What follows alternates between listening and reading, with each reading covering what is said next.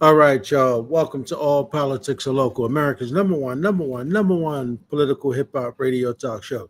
Y'all know if it's Friday, y'all know it's time for All Politics Are Local. So, uh, this is the third Friday. Y'all know normally it would be the mayor's forum, but the mayor is unavailable. Y'all know there's a lot going on, particularly in the country. So this schedule doesn't allow him to join us tonight. But he'll be back with us starting in September. So we want to get this show started. I'll wait before I give you guys the rundown. Zaid is running a little late. Of course, John is on debate business, and some of the other co-hosts are on assignment. So, of course, it's going to be me and Rafiza tonight. She's in the background handling everything going on with the movement of the show to keep me on time.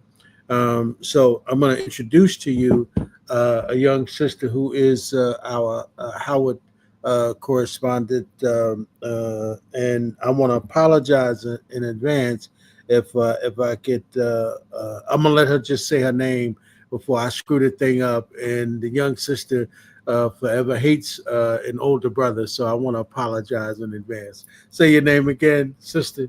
Okay, my name is Mmesoma Nwosu, but everyone just calls me Mmesoma. Masoma. All Yes, right. So, Masoma, as I said, is a third year Howard University journalism student, right? I'm a legal communications major. Yes. Legal communications major Mhm. down at Howard University. As you all know, Donald Trump issued this week, um, some sort of what looks like a state of emergency. Things are out of control down at Howard University. Not at Howard University, but in Washington, D.C. He said that the place is dirty, violence is out of control. And as you all know, we know that's not true because all of the reports that have been coming out of it is that violence is actually on the way down, not on the way up. So our sister is going to talk to us tonight and talk particularly as it relates to a couple of articles that she wrote. But the one we're going to focus on is we're going to focus on the one where we're talking about the federal takeover. So if you would, Masoma, if you just introduce your article and then let's talk about it, and then I'll ask some questions primarily about Mhm. some of the things I've been seeing. So let's talk about what's the title of your article.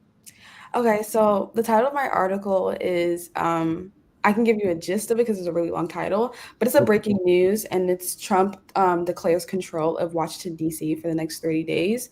And so the gist of my article, I'm co-bylining with my editor, is talking about what is going on in Washington D.C. for since he declared on Tuesday and now it's Friday. For the past 2 to 3 days, we've been seeing that there's a large control of Washington D.C., especially when it comes to the police force.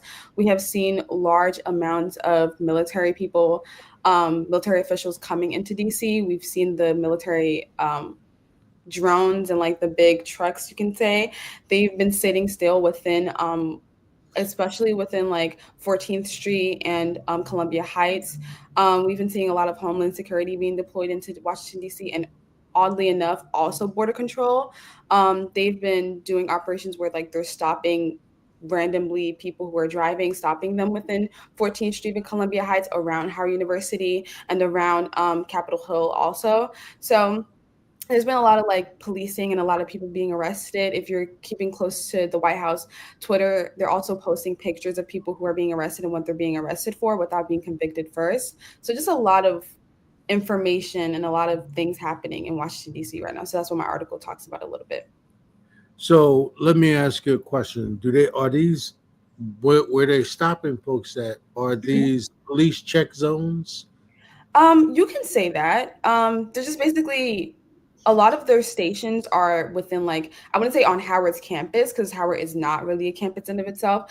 But around Howard, around a lot of like color people of color communities, a lot of like places like white people like to characterize as being ghetto, and that's where they're being mostly stationed out closer to Howard, a little bit further away from Howard, but not in majority of the white communities within Washington D.C.'s. And while people are driving within those streets, they're randomly stopping people. I'm not sure particularly on what the merit of them stopping them are for, but they're just stopping people, and yeah. So when you say rent, so wait, so the checkpoints are one thing that's going on. The other Hmm. thing that's going on is these randomly stopping folks, right? Yeah. So almost like I know you're young, but have you ever heard of stop and frisk before in New Yeah. York? Yes. So in New York, that's sort of what like in the '90s when Mayor Giuliani was the mayor, right? He Hmm. had something called stop and frisk. So they would just stop you and then just start running your pockets and all of that, looking to see if you had any weapons or Hmm. anything on you, which was a violation, by the way, Yeah. of Yeah. constitutional rights. Mhm. And so, is that what you say is going on as well in Washington D.C. right now? Yeah, I would say like a version of that. From what I've been seeing on news and from what my reporting seems, that it's much more of like a version of that, but like less more physical, I would say. Obviously, like they are reporting, like they're searching for who these people are, they're running their plates, and then because like majority of the for like based off of what's on the Twitter page from the White House, a lot of people that they've been stopping, a large majority of them have been people of color, and things that they've been charged with are possession of an unwarranted weapon. So it seems as though they are searching these people in their car, searching their plates, looking for not a reason, but looking for those people in particular. And yeah, so I would say like it's a version of the stop and frisk. And so, would you say that from your reporting and based on what you're seeing, would you say that the folks that are being stopped have some sort of legitimate reason to be stopped, like some sort of traffic violation or infraction? Do you see that, No. or it's just no reason at all? No, so the way that it's stationed is you have police officers like Homeland Security and Border Control and police officers just standing on the sidewalk while there's like a street and they're standing on the sidewalk. And I guess like you can say it's a version of profiling where they'll just stop a Mm. car and check the person's belonging. It's when I say random, it's genuinely random. And there have been reportings of people being taken away from by ICE because there are also ICE officers there as well, being taken by ICE, being taken by police officers. So I think it's like a random search. They search some cars, they don't search all cars. So it might be like another version of just like profiling, or it is profiling essentially. So if I mean, so if I was driving down the block Yeah. and these folks saw me, Hmm. I'm an everyday abiding American citizen. So if I Yeah. just happen to be driving down the block, they could just say, blow their whistle and come over and just stop me. Yeah, there's like from what's been shown and what's on the street outside of my apartment, there are like groups of them and large groups of them, and they like to travel in huddles, like groups of 5, groups of 10 just traveling. So you don't just like have one specific police officer in their car or on the sidewalk saying stop, but there are large groups of them who are by the sidewalk, and which is like why a lot of the streets are in commotion because you have one side is just filled with police officers and the other side is filled with protesters. So there isn't just like one specific police officer or one specific agent, it's like a group of them. So when you were stopped, you have no other option to stop sometimes because sometimes there are images where there's a police car stopping the street essentially. And there's also police cars by the side of the street as well. So you're saying they have you blocked in when Yeah, they it's put like you on the road. yeah, it's like some images are like that, where like there's some streets where there's a police car stopping the entrance of the street, or there's police cars by the side. But that's like rare occasions where you would see that there's a police car stopping in the middle of the street. But Okay.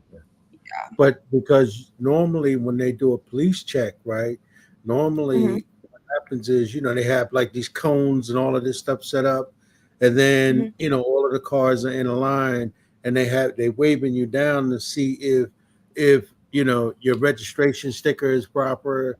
They're looking Mhm. at your driver's license to see if your driver's license or like your license plate, if it's legitimate or something like that. But you're Yeah. saying that that's not really what it's like. You're saying that they have a group of police officers over on one side of the corner and protesters over on the other side. And by the way, Yeah. what are the protesters saying? Um, the protesters are saying, I guess you can say a lot of stuff. A lot of them are saying like most of the comments that they're saying is, go home. We don't want you here. This is not your home. Leave us alone. Like all these things, which is like completely understandable. And then I'm I'm a Gen Z, so I go on TikTok and I see that a lot of the news that I gain outside of like going on Google and like doing the outside work and investigation is from TikTok. So I've seen videos where people are saying like, "Oh, your parents aren't proud of you. Your father doesn't love you." Stuff like that. So I think Right. it's like a lot of the things the protests are saying on the one hand is completely understandable, and they're saying like, the basic protesting um wording, but then the other time I think like they're taking another side of the protesting rants and saying I think like trying to like antagonize the agents, which is like one way you can put it. And these protesters, are that primarily young people? I would say like a lot of them are millennial age, like, yeah, you can say that.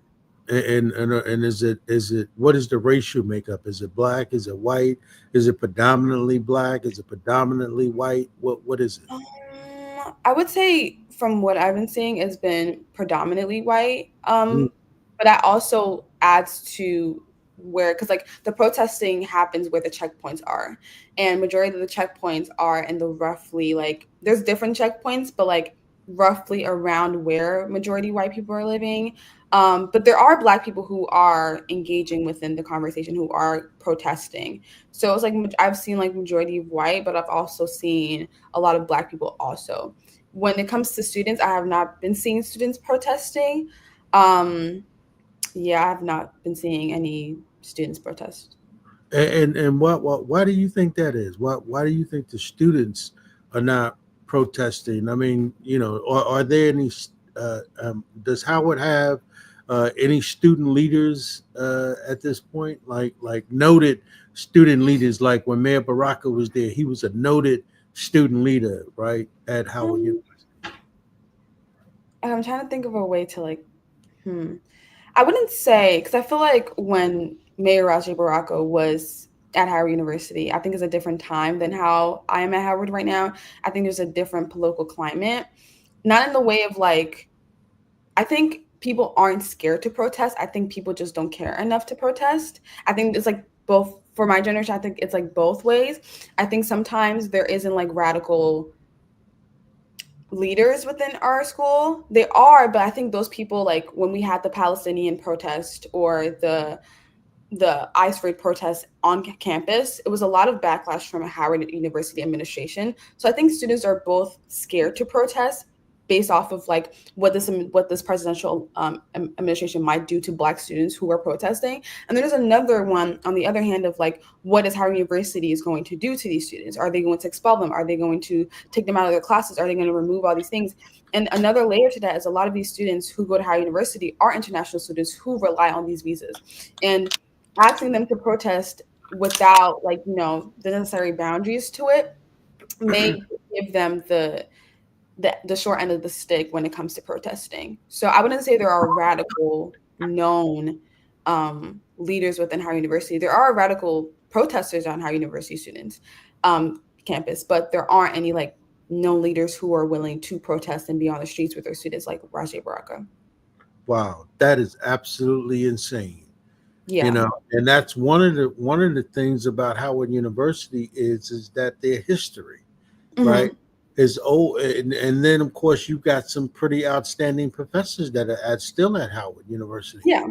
Yeah. right, who have wrote some amazing books around the struggle of Black people that are. Hmm. And so to hear that the students, right, who rights are primarily being violated or and are the ones that are being targeted, Yeah.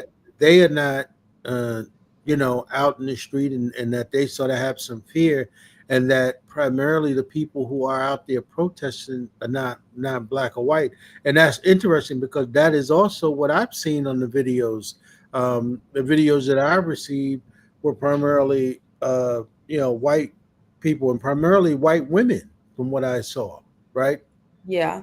necessarily see black women or black students, and what you would think is that, and I'm not talking about the administration, right? I'm Mm-hmm. talking about primarily, let's say some of the professors. Like, I know Dr. Carr is one of the professors that are at Howard University, who Yeah. is a noted African scholar, Mm-hmm. um, and who knows the history of our people. And so to hear that is, wow, somewhat disturbing.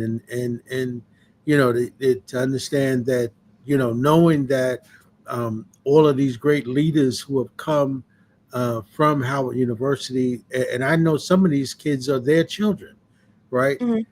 That these kids are not down there and able to protest when their civil rights are being violated, and their constitutional rights are being violated by, um, you know not just, DC police, but Mm-hmm. also violated by, the National Guard and Homeland Security, and all of these other folks. I mean, just absolutely, absolutely incredible. So, but you know, are there any clashes that you see going on And what do you mean? in Clash. terms of the protesters clashing, beyond saying, we don't want you here, go home, your mama Mm, don't like you? Are there any physical altercations that you can report on? Because saw yeah. when I saw on some of the videos, right, that I got, I saw some in the neighborhoods now. What I Mhm, saw was is that I saw some of the police officers actually roughing up some of the young brothers in the neighborhood, where mhm, they were charging them, and or jumping them, and provoking young people mhm, inside the community. That's what I mhm. saw. Okay. I know from like what I've been seeing from the checkpoints, there was one incident with I don't really remember his name, but there was a point where I think it was yesterday it was yesterday afternoon, where a Caucasian man, I forgot his name, hit an agent, I forgot which department he's from, but hit an agent with a Subway sandwich, and he's now being Oh charged with a yeah, felony. Yeah, that's what I've been seeing. I have not been seeing a lot of, but it's DC. I've been living in DC for the past 2 years now, so I've seen police officers roughhouse a lot of like students, locals. So I think it's like a ongoing occurrence. But when it comes to specifically this event for the control of Washington D.C. from Tuesday to now, I think that's the only time I've ever seen like someone actually physical. I wouldn't say physically because it was a sub sandwich, but attack a police officer or an agent. I would say that was the only time you can say. yeah. I did see that as well, Mhm. where there was this white gentleman who was yelling at, one of the, I don't know, was that a police officer, or was that a I think it was national a guard? Yeah, I think it was a federal agent because they had on like one of those vests on, but like it wasn't like a police officer. I think it was like either Homeland Security or Border Control, something like that. Right, right. Yeah, I saw that as well, and he, I guess it was okay as long as he was yelling at the cop, but when he decided to take his sandwich, and I Yeah. guess threw his sandwich at the guy, I guess that was the problem, right? Yeah, because I think once it exceeds like physical touching, then. But I think like when it comes to people like hurling insults at them and all these things, they don't really react. They just like keep walking, ignoring it. Because then it's gonna look absurd if someone is still telling you your mother doesn't love you, you need like you can't stay here, what you're doing is bad, like you should not be doing this, blah blah blah. I think that's another reaction than being physically assaulted with a with the sandwich. So Right. they don't usually react to the physical hurling because I feel like that then we like they're already there to disturb the rights of the people living in Washington D.C. To then attack them for freedom of speech is going to be like a whole nother thing. So it's like I was a little bit surprised that they weren't, tear gas everywhere in DC and like protesting and smashing windows. I was actually surprised that that's not happening because usually they're the ones provoking that type of reaction and that type of situation. So I'm a little bit surprised with that. Yeah. Let me ask you now. So, let me ask you. What are you hearing from your co-students? What are they saying? Are they saying that? Well, no, don't let me do that. Just tell me, what are you hearing? What are you hearing? What am I hearing? So I have Are y'all talking about it? Or y'all yeah, have yes, conversations? yes. Everyone is talking about it. Everyone is engaging with what is going on. I think we're like in that welcome week type of stage where all the freshmen are on campus and everyone, like all the student leaders are like trying to make the freshmen comfortable. But there is a little bit of a tenseness within campus of where we are feeling unsafe. We don't know what to do. We don't know Mm, if we should go out. We've been sent emails on emails on emails from UGSA, our student organizations, from our SGA, from our Howard University admin, the president, telling us that we need to protect our safety first and then everything else after. That we can't go to school if we're not alive. That is the essence of the statements being sent to us. And I think like it does give like, especially to the freshmen who are coming in, it does give like a little bit of like a tense situation because I came to Washington D.C. out of Jersey, out of Newark, to come to a place where I thought that was safe a little bit because it is the nation's capital. And even when with Trump's claims of DC is like this like horror, like this type of like Batman world type, I if I'm gonna be honest, I have never felt unsafe about DC than now. Like I feel very much unsafe now than I did last year, that did two years ago, starting off. So I think mm. like that's like where everyone is coming to a consensus. Because when you have a city being swarmed with troops, their big machines, homeland security walking around, that's like an uneasy type of situation. I feel like everyone on campus is feeling that right now. So that's interesting. So Trump and everything that he's doing is actually making Yeah. students who are not from Washington D.C. feel unsafe, right? Yeah, and I You think are safe. yeah. Yeah, and I think like in a way, I don't really think that's like his efforts. I think obviously like reporting back to my first year writing for the Hilltop, one of the stories I did write about was how the Bowser Act, which was like going to be introduced to the House, to the floor, stating that that Washington D.C. The Congress needs to be in control of Washington D.C., not a mayor, not the city council and all these things. And I think that was the first time I've actually understood and was introduced to the idea that DC was not going to be the 51st state the way that Mayor Bowser thought it was going to be. It was actually going to be stripped away. So I think like, not to say that this was going to happen, but when it happened, I was not surprised because I was like, they've been trying to take away, to strip away power from Mayor Bowser to be able to give power to Congress and have more legislative control over it. And I think when reading the documents of the bill of what was going to happen, a lot of the things that we're talking about was the rise of crime and the rise of homelessness. And I think like the question when writing the article was like, okay, as Congress in the hometown, you technically one don't live there, so that's one. Two, if you do acknowledge that there are some crimes going on, why not pass bills and legislation to help it? Why take the extra step with taking control of DC? What does that do now? Are you going to fix it? And that's like where my confusion with Trump taking control of DC is. He's not actually fixing the problem. The problem. He's not actually fixing the problem. Mm. I don't. I like that's. I'm very confused with the whole getting rid of Mayor Bowser situation. So your co-students, are they Mhm. also um, feeling unsafe as well? Yes, I would say like everyone is. I think like at a Black institution where we are indirectly being targeted. A lot of the checkpoints are around Howard University, not on campus, but around it, where upperclassmen live, where underclassmen are going to live next year.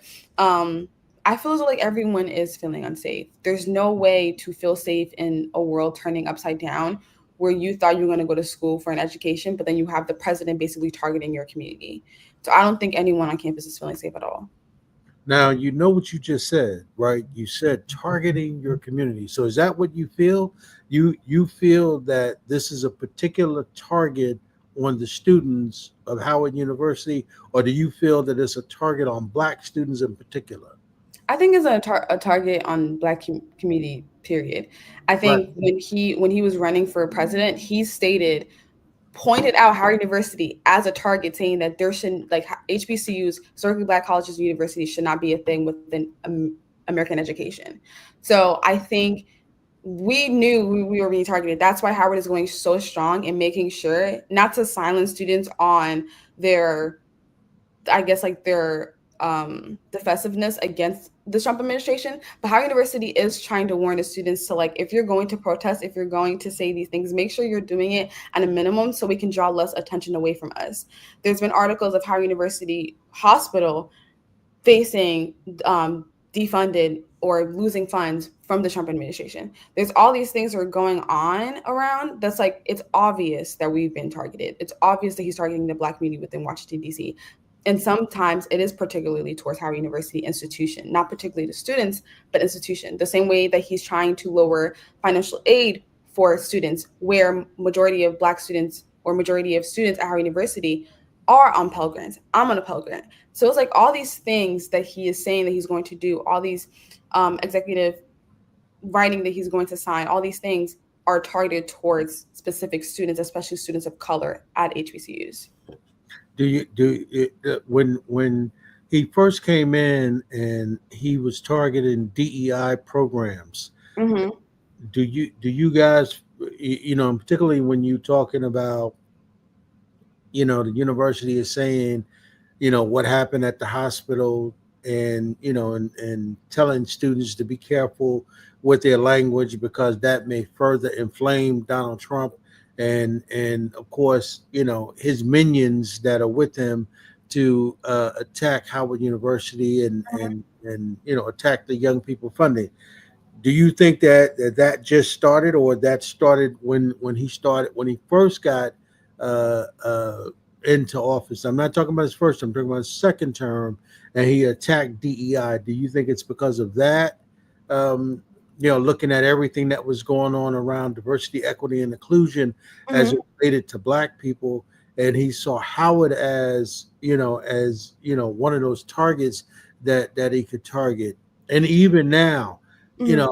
that targeting Black communities is sort of what's on the board now. And part of that question too is do you think that the uptick of this has anything to do with all of the pressure that's been put on him around his relationship with Jeffrey Epstein? Hmm. Um, I would say like obviously like there's a miseducation or there's an uneducated vocabulary or understanding when it comes to DEI. I don't think people really understand the like what DEI truly means. So, and I don't think he fully understands what DEI, because we all understand that DEI doesn't, like, it helps white women, cisgendered white women, more than it does to Black people specifically. So I think there's a misinformation when it comes to the understanding of DEI, and he understands that. And when he was running on his campaign, I think that's when it started. I would say it started in 2016, but to be more And I want to specific. interrupt you. I want to Mhm. interrupt you. Sorry, real quick. But do you think that's a intention to redefine what DEI so they can make it synonymous with Black people? 100%. I think, Okay. yeah, everything that Republicans and conservatives and MAGA run on are on the basis of misinformation to deter people from, or like playing on the misinformation. I don't think they're deliberately telling people, or I think they're playing on the misinformation of what conservatives think, because a lot of people don't understand the true definition of what DEI means. And if he's telling people, Black people, diversity, inclusion, and equality, everyone's automatically going to think Black. And I think Mm. that's a version of misinformation. So when he's going to use these terms, he's going to label it as, I'm going to defund Black people. And white people are going to praise that. And I think when he's talking about those things specifically, he's talking about HBCUs because, yes, DEI came after Howard University. Howard University is essentially a product of DEI. It is something that is evident of DEI because DEI does help Black people. But I think that's what his campaign was run on. His campaign was run on two things: financial economy, doing less money, spending less money, and defunding things that we don't need to fund. And those things are things that benefit Black people and Black communities. But I think another thing about that is when he's talking about defunding Black people and defunding these programs, he's also talking about defunding things and programs for white people, because there's a larger population of white people who need these things. Like, for example, food stamps, SNAP. But when he's talking about defunding SNAP and all these programs that are helping lower communities, he's also harming white people as well. So I think his campaign was just run on informing uneducated people with misinformation. So yeah. And then to answer your question about Jeffrey Epstein, I'm going to be so honest. That is the one thing that I don't read upon. For some reason, I don't I don't really am intrigued with the information of Jeffrey Epstein. I do know little information about him being on the files, but when it comes to the way that Howard University students engage with the Jeffrey Epstein, I don't think so. I think sometimes people see it as like a form of gossip rather than like general newsworthy information. But yeah. Yeah, because as you know, most people would say that um, all of this is a diversion. Mm-hmm. He's created this distraction because, you know, the information that they had promised to reveal Yeah. with regards to the Epstein file, uh, Mm-hmm. they, after, of course, the information it became well known, they came back and said, "Oh, there was nothing there. There was a nothing burger with regards to the file." And of course, as you know, his particular side of the ledger, if you will, with Republicans, they have been saying, you know, they're upset because he promised when he was campaigning Mm-hmm. that, you know, one of the first things he would do was release the Epstein files, Yeah. and if there was nothing there, then why not release the files? Because the speculation is that he had a 10-year relationship with Jeffrey Epstein, and so people want to see the file. They want to see what's in it, uh, Mm-hmm. and you know, the conversation amongst some folks is that, you know, he's created all of these distractions so that he could take that, you know, off of the front page of the newspaper so that folks weren't really talking about it. And who are the best people to attack? Attack Black folks, right? Because Mm-hmm. as you know, you have that majority of the 70 million people who voted for him, the 74 million people who voted for him are primarily racist, right? And Yeah. so that's why, you know, his attack on diversity, equity, and inclusion, right, is these folks who think that that was doing something primarily for white people, when, as you said, it was primarily helping white women as Mm-hmm. opposed to helping Black people, right? And Yeah. so you know, but these racist white folks who voted against their own good. Remember, you know, a lot of these folks got parents who are in nursing homes who are going to be affected next year as well when they cut Medicaid, right? Because Mm-hmm. they can't afford to pay to be in these facilities. So it's not only going to hurt Black folk. That's why they want to try and rig the midterm elections, right? You Mm-hmm. know, everything that's going on now with them trying to rig, you know, what's going on in Texas with them asking for 5 more seats. It is so Yeah. that they can stay in control of Congress, right? Yes. So, and because they know that the majority of those tariffs, or most of those cuts, and all of those things that's in that big beautiful bill is Mm-hmm. not actually going to hit until after the midterm elections. So Yeah. he's got to find a way to be able to do that. And what's one of the ways to keep his base happy is to throw them some red meat. what's the red meat? The red meat is to say, well, violence is out of control, because the face of violence is always black folks. Mm. That's the face of violence, right? We it looks like the only people in this country who commit violence is black people, when that's not true, Mm-mm. right? And so when someone gets mugged, or somebody gets carjacked, right? The face of that is always going to be black folks. So it's easy to say, let me call out the National Guard to go into the community, because these, one or two of these black guys, and here in Newark, where you and I are from, right?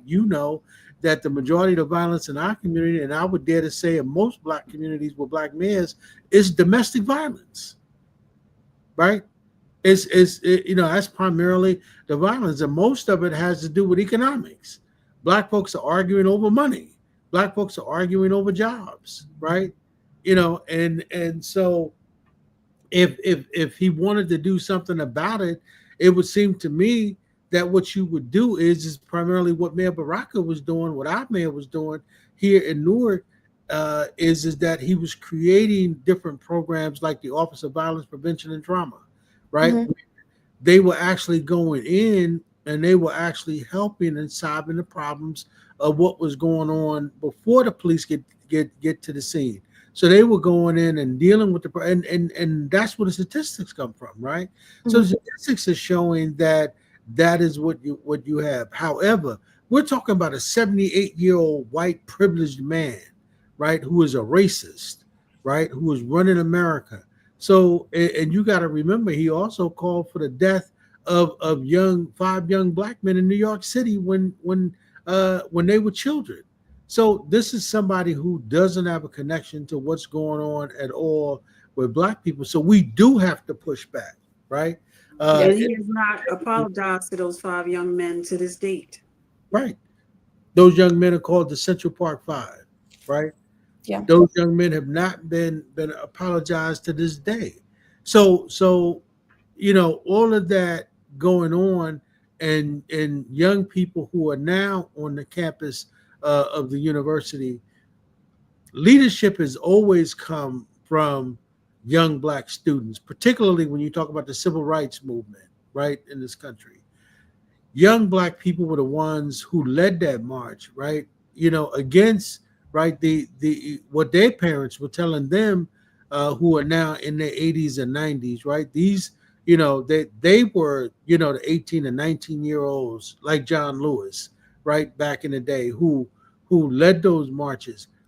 And so I get it that the university might be sending you all emails and saying that, be careful, because that may shed some unwanted light on the university.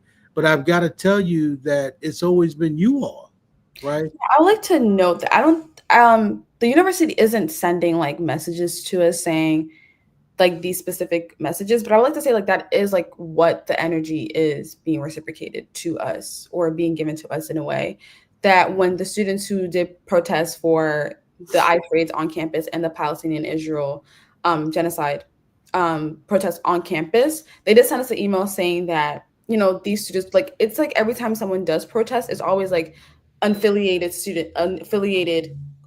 across the email.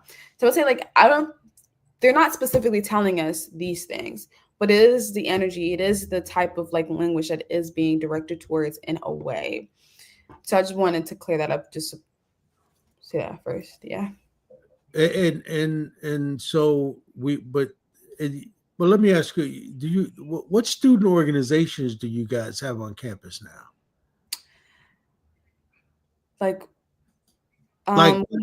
When Mayor Baraka was there, he had NIA Force right on that campus. Do you have anything like that? Or when Malik Zulu Shabazz was there, they had their own organization.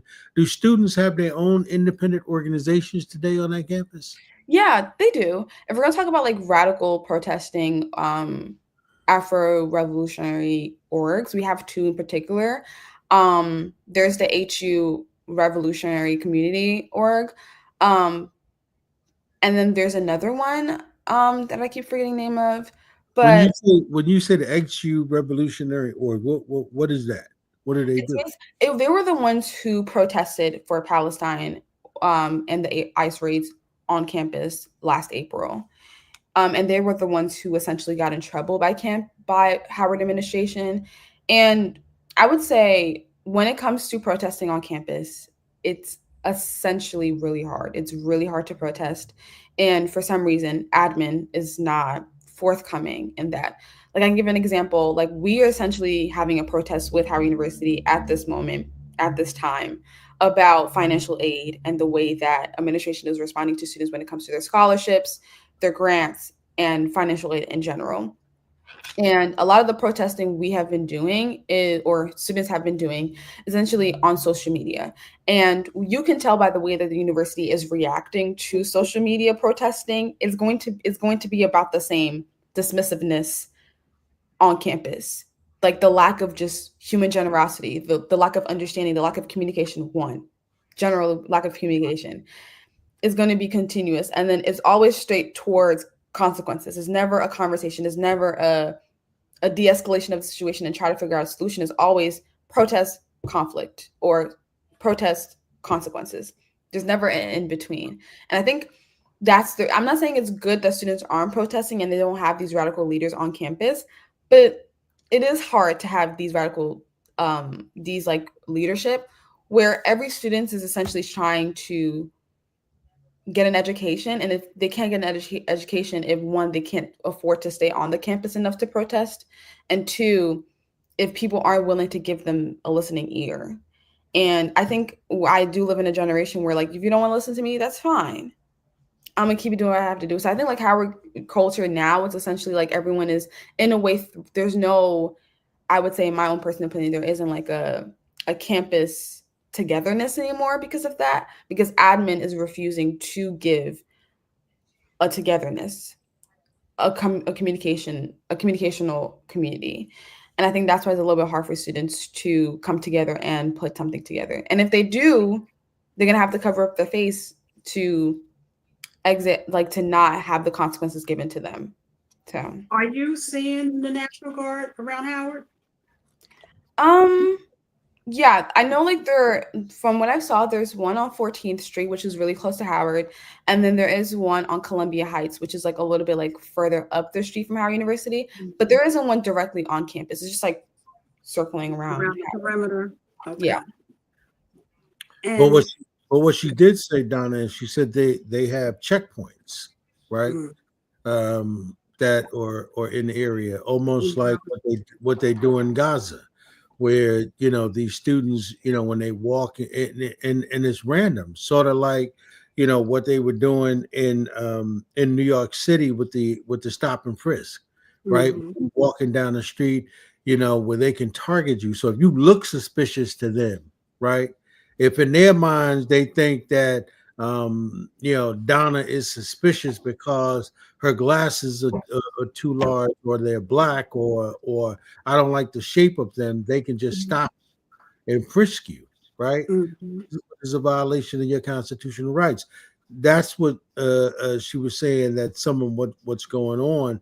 And of course, my concern is that one is that the students ought to be free.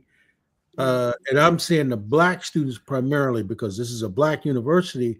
But what I've seen in the videos that I've received from some of the young people that are down there, the protesters that I've seen have primarily been white, which is what I was telling Mmesoma, that's what I've seen. And some of what's going on is absolutely, just unfair, because these young people ought to have the right, without the fear of their financial aid being attacked, to be able to say that, well, we think it's wrong, because as she put it, we're not in fear. We're in fear now because we don't know what you guys are going to do to us, right? And I So know it's got us in fear. I know for me, coming on campus, what year are you in? I'm in my third year. You're a junior. Okay, so I would think, when you come on campus, you're finding yourself. It's a time when you join organizations where you're finding your voice. But in knowing what happened at Columbia, it may, you may be more cautious about exercising that voice. Mhm. Florida Avenue is generally a walking area for you. For correct, Florida Avenue is where a lot of students may be found walking up and down, correct? Florida Avenue? Yes, Yeah. Florida Avenue and U Street, yes. Yeah, so in that area, I would think that, you might not see as much congregation of students walking. I know, was today, had Howard Prop moved in already, or was today moving? Moving was last week. Last week, and going through that, and just even seeing parents, being concerned about leaving their child on campus. And Mhm. and we all leave home as Black young people with a set of rules. And I'm knowing, and it must have been compounded with a whole nother book in this time, like, don't do this, and the whole, how do you talk to police, and and now you gotta look out for what may not be police and ICE, and and just and checkpoints, and and they look, and I don't know if you have to show ID, or should you even have to show ID. How do you handle that whole situation? Yeah. Howard University sent us an email. I think I remember from them, but we were sent something where we were like basically given a list. Like there's been the social media post. I don't think it's like Howard University related, where students are sharing amongst themselves of like what a step by step is. And I'm an immigrant. I'm Nigerian. My parents have experienced a different type of Pronounce racism. your name for me. Mmesoma, Mmesoma, and yes. last name Nwosu. Nwosu. Mmesoma Nwosu. Okay. Yes. So I would say like my parents have obviously experienced a different type of racism and oppression than the ways that African Americans themselves have experienced racism. So my parents have never had the conversation with me about police officers and how to engage with police officers. But obviously from the education of what I've seen on social media, I understand. Yes, sometimes if a police officer comes to me and says, "Give me your ID," my innate thought would be, "No, I don't know you. I don't want to identify myself. Like, I don't have to do that. That's my right." But speaking to other students and seeing what's been going around on social media and seeing what's being reposted and what's being shared with me by students, it's like sometimes you do have to give in just to have that second of like, I want to live after that. I don't want to be tackled by a 30-year-old man just because I didn't give him a piece of card. So I think it's like sometimes we are in, I wouldn't like to say in a survival mode, but I would say like I have been in Jersey and I've been in Newark where before now it's been completely unsafe. But like I feel as though like I have to do a lot of survival things to make sure that I'm good in this current moment. And even though I do live on Florida Ave, I do live by the train station. I do live a little bit closer to Capitol Hill, which adds in a little bit of the intensified fear that something might happen in the middle of the night or police officers might barge in just randomly. So, yeah. And what about the buddy system? No, you're not going anywhere by yourself, or you kind of guys relying on the buddy system? Yeah, we've been told to do a buddy system, but that's been since freshman year. We do live in DC where yes, crime is lower than it has been for the past 35 years, but it is still it is still a lot. So I always do a buddy system. If I want to go to a party, which has been recent, but if we're gonna go to a party, it's always five of us. There's no more two, it's literally four or five. And that's I think is no more buddy system is a group system. If we want to go out in the middle of the night, even sometimes in a day, we like to go in groups. So yeah, we've been like intensified and it's been very clean and it's been very heavy on buddy system. If you have a friend that's gonna leave you randomly, I've gone to a party where my friend is like, let me step out for no, we're all going together. We're all sticking together. Daytime, nighttime, evening time, it's always we're all sticking together because we never know what might happen, police interaction or We not. came together, we leaving together. That's right. Yes, that's the phrase. Yes. Right. And be firm. And what's your major? I'm a legal communications major. And going back, and Ed mentioned, I know you said the Epstein, you kind of put it in the box of gossip. But from a legal, and you're like pre-law, You're Yes. going to eventually go to law school. Yes. Looking at how his co-conspirator was downgraded from a legal standpoint, that didn't even raise your eyebrow, like how she went from this to that. Now a week and a half later, she's out on work release. Like who gets that, and how many people did she bump to get that? That didn't even raise your eyebrow. When it comes to Jeffrey Epstein case? Yeah, this co-conspirator, when she had conversation, and then now she's at work probably now. You know what I mean? Yeah. I would say like when I was I don't know what it. I don't know like I don't really have an explanation as to why the Jeffrey Epstein case isn't like very intriguing to me. It's kind of like maybe it's just like really deeply disgusts me because I did watch a documentary and I was just like, I don't like this. It's very odd and I don't know why. It doesn't really interest me in a way. But what does interest me about the Jeffrey Epstein case is the Speaker of the House. I think he's a Republican. I forgot his name. He's threatening to shut down the House because of the Jeffrey Epstein case. Because I guess like the House is like holding on to, and they want to vote on declaring it.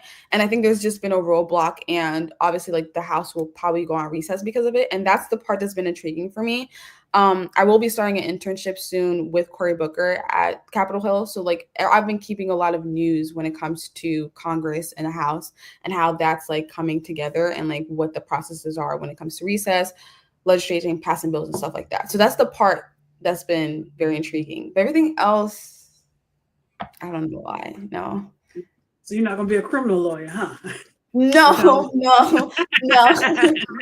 I want to be a corporate lawyer. I don't know why. Okay. Yes, lawyer, yes. Yeah, you gotta have to do that.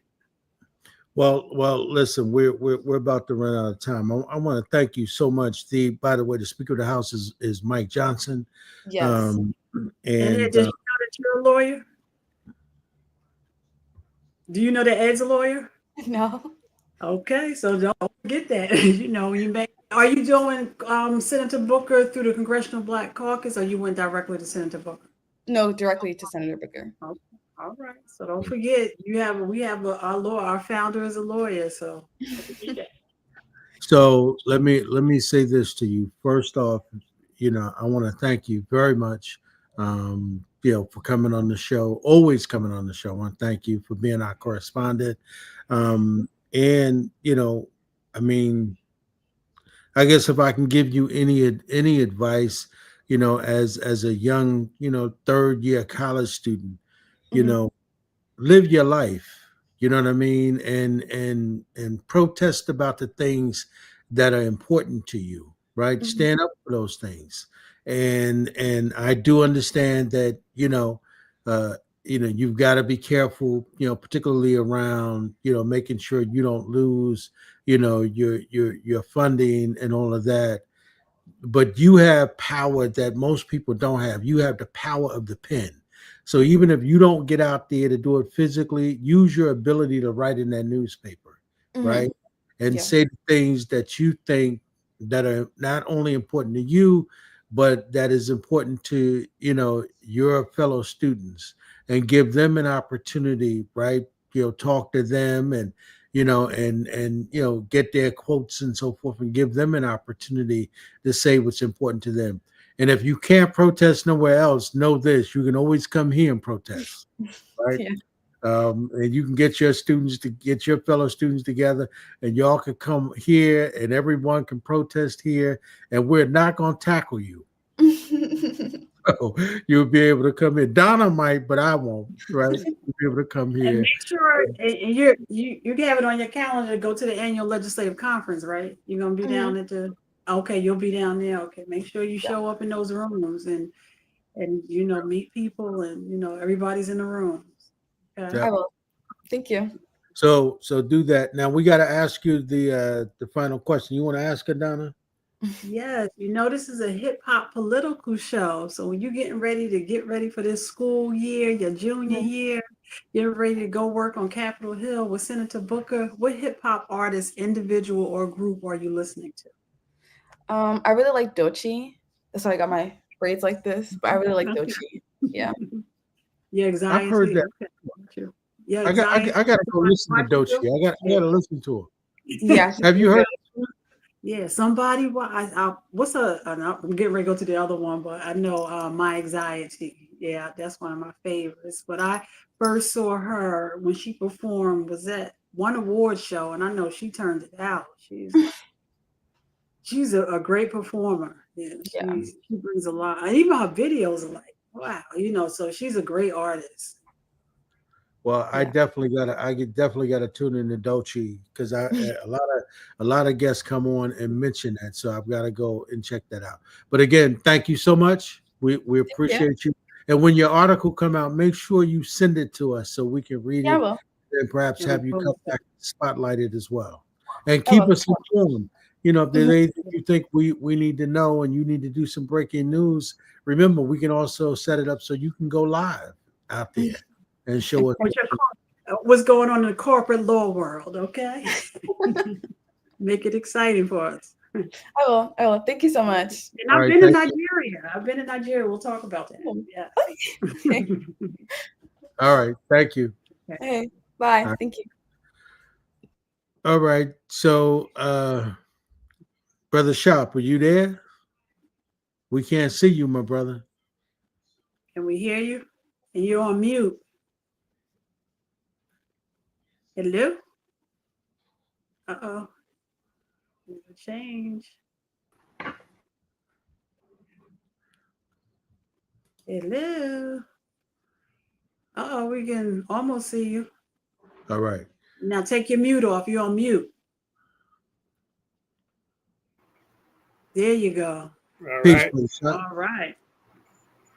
Peace, my brother. Peace, peace. So I know that Brother Zaid sent us a text that he was running a little late. He was in a hearing that was going on, a court hearing.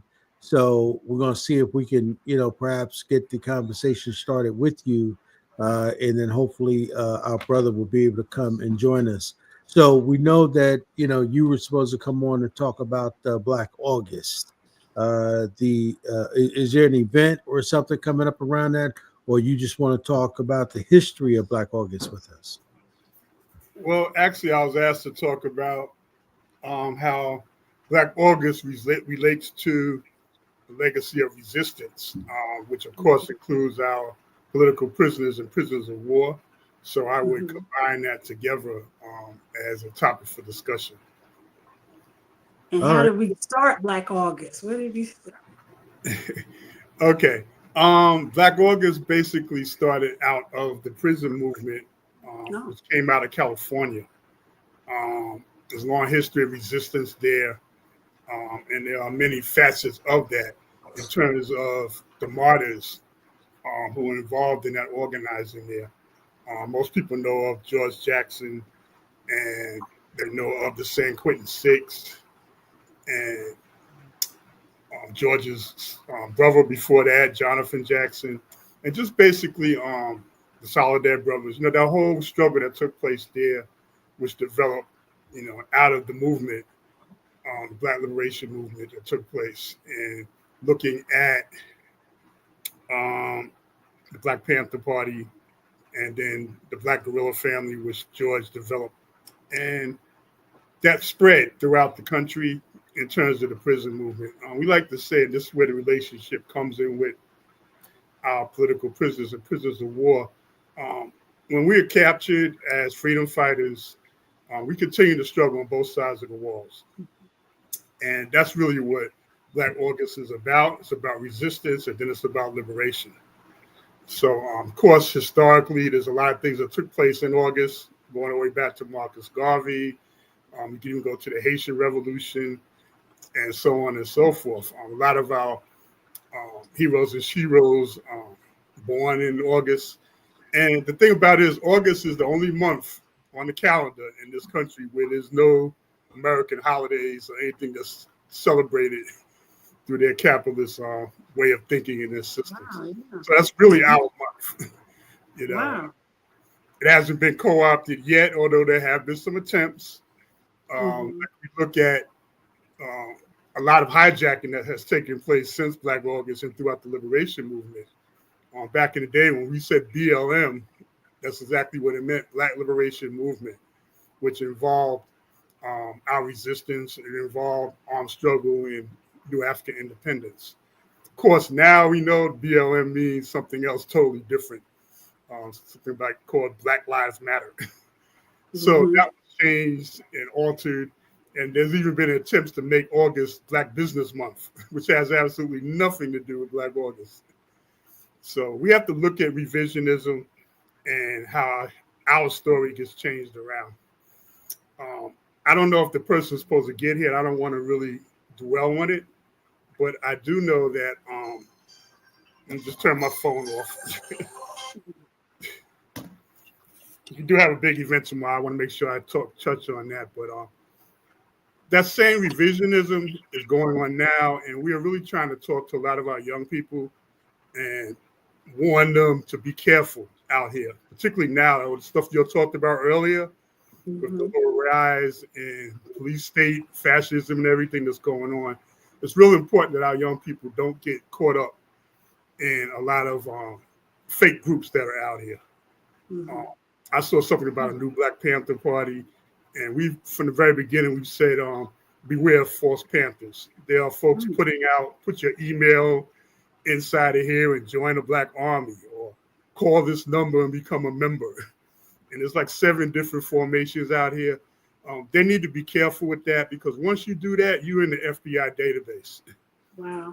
You don't want folks to get caught up in that and get attracted by black and white logos from our Panther newspaper and SWAT uniforms and walking around with guns and rifles talking about revolution. So I have to say that. I left the party. When the party ended in 1980, I became a child care worker. So I've been working with young people for about 50 years. I'm 71 this year. Bless you. That whole history of struggle. That said, let me get to the topic. There are still 4 Black Panthers in prison today. When the Jericho movement started in 98, there were 22 prisoners and prisoners of war. Unfortunately, a lot of them have died behind the bars because of medical neglect and torture and malpractice and outright murder. So we've lost a lot of our freedom fighters inside of the prison walls. That's where the prison movement comes in. There are actually a lot of young activists inside prisons now coming out of the Black Prison Lives Matter movement, for lack of a better word, but that's what they decided to call it, Prison Lives Matter. And they are educated and they are political, and they've been organizing on both sides. I don't know how long Trump's going to allow them to keep their tablets and their cell phones, but we've been having regular meetings. Unfortunately, some of those other groups I mentioned are not active in that, and they don't support Panthers even in prison. That's why we have a problem with them. But Imam Jamil Al-Amin is 82 years old. Those of you that are old enough might remember him as H. Rap Brown. We have Kenny Zulu Whitmore, 72 years old. He's in Angola prison, which was, of course, a former slave plantation. Ummi Abu Jamal is still in prison in Pennsylvania. Once on death row. Once we got him off of death row, we're now trying to bring him home. Ummi and I are actually the same age. So that's special to me that I'm out and he's still in. And then, of course, we have Kamal Siddiqui, the last New York Panther that's in prison. And so we want to bring them home. And there are a lot of other elders that are still in prison, most of them 70, 80, and there's no pension plans, there's no 401ks. Most of them don't have Social Security or will never have it because they've been locked up for decades. I heard you're talking about Medicaid. That doesn't exist for our freedom fighters. So it's our responsibility, particularly during this month for Black August, when we're supposed to be fasting, exercising, studying, and supporting our freedom fighters, and getting involved in those campaigns to support them, their families, and bring them home. So that study is important, political education classes. Back in the day in the Panther Party, we had to read 3 hours every single day and study, besides doing the work in this community. And we need to focus on that during Black August. So that's basically what's supposed to be happening this month. Dealing with those aspects that I just mentioned. And Brother Shep, is Yes. it Shep? Yes, Shep. Is it Shepherd. Yeah, Okay. Brother Shep. You mentioned the reading, a requirement for the Black that you had as a Black Panther. What are some of the things that I would say government, the system, whomever co-opted from the Black Panther Party, like food and nutrition was one, the feeding, the breakfast in the morning. Are there other parts of the Black Panther movement that was co-opted by Mhm. the government or Absolutely. community? Yeah, and they actually had declared before they co-opted it, they said that our breakfast program was the greatest threat to the internal security of the United States, which opened Breakfast. up the doors for police repression on our breakfast programs. I'm here in the church right now where we're going to have our event tomorrow. That's been given to us to run operations. It's 174 years old. It's been here since before the Civil War, right here in the Bronx. Mm. Okay, the first Congregational Church in Mauritania. And so they put LSD in the oranges that black farmers were sending up north for our programs to say that we were giving drugs to the children. They would threaten the churches about taking away their 501(c)(3) status if they hit breakfast programs. So they attacked us in that way. What I will say is this. Oh, and incidentally, we used to get a lot of our food from local markets and bodegas and restaurants, day old bread or whatever. Get up 5 a.m. to cook it for the children and have it so they can have a good breakfast in the morning. They said that we were extorting the stores to get that because if you didn't give back to the community that you were getting money and support from, then you got boycotted. It wasn't us, the community did that. Well, they said we were extorting people. So this is what they did to demonize us, lock us up, kill us, exile us, and do all those things. Another program, since you asked that question, anytime you go to the hospital and you see a patient bill of rights, that came from the Black Panther Party and the Young Lords. Okay, from our free medical programs that we had back then. Especially, I mentioned Dr. Mutulu Shakur, who spearheaded acupuncture and alternative medicines. We took over Lincoln Hospital in the Bronx. And that patient's, it's been watered down a bit, but there still exists. That came out of the Black Panther Party. Education, we've lost a lot of them. You were talking about Howard University. I'm actually, in 1980, I was left Hunter College. So I tell people I was blessed because I had the politics from the Black Panther Party, and I had the history from John Henry Clark, Marimba Ani, Dr. Ben, all of those professors who taught at Hunter. And Black Studies departments have been attacked. Most of them have been reduced to nothing. And even our Black bookstores were destroyed. And those are things that we advocated back in the day in the Panther Party. The Langston Hughes Library, which is the largest Black library in New York City that you can actually take out books, that was established by the Corona branch of the Black Panther Party. So when we said educate to liberate, that's exactly what we meant. And we did all those things in the community. And of course, they were co-opted or destroyed by this government.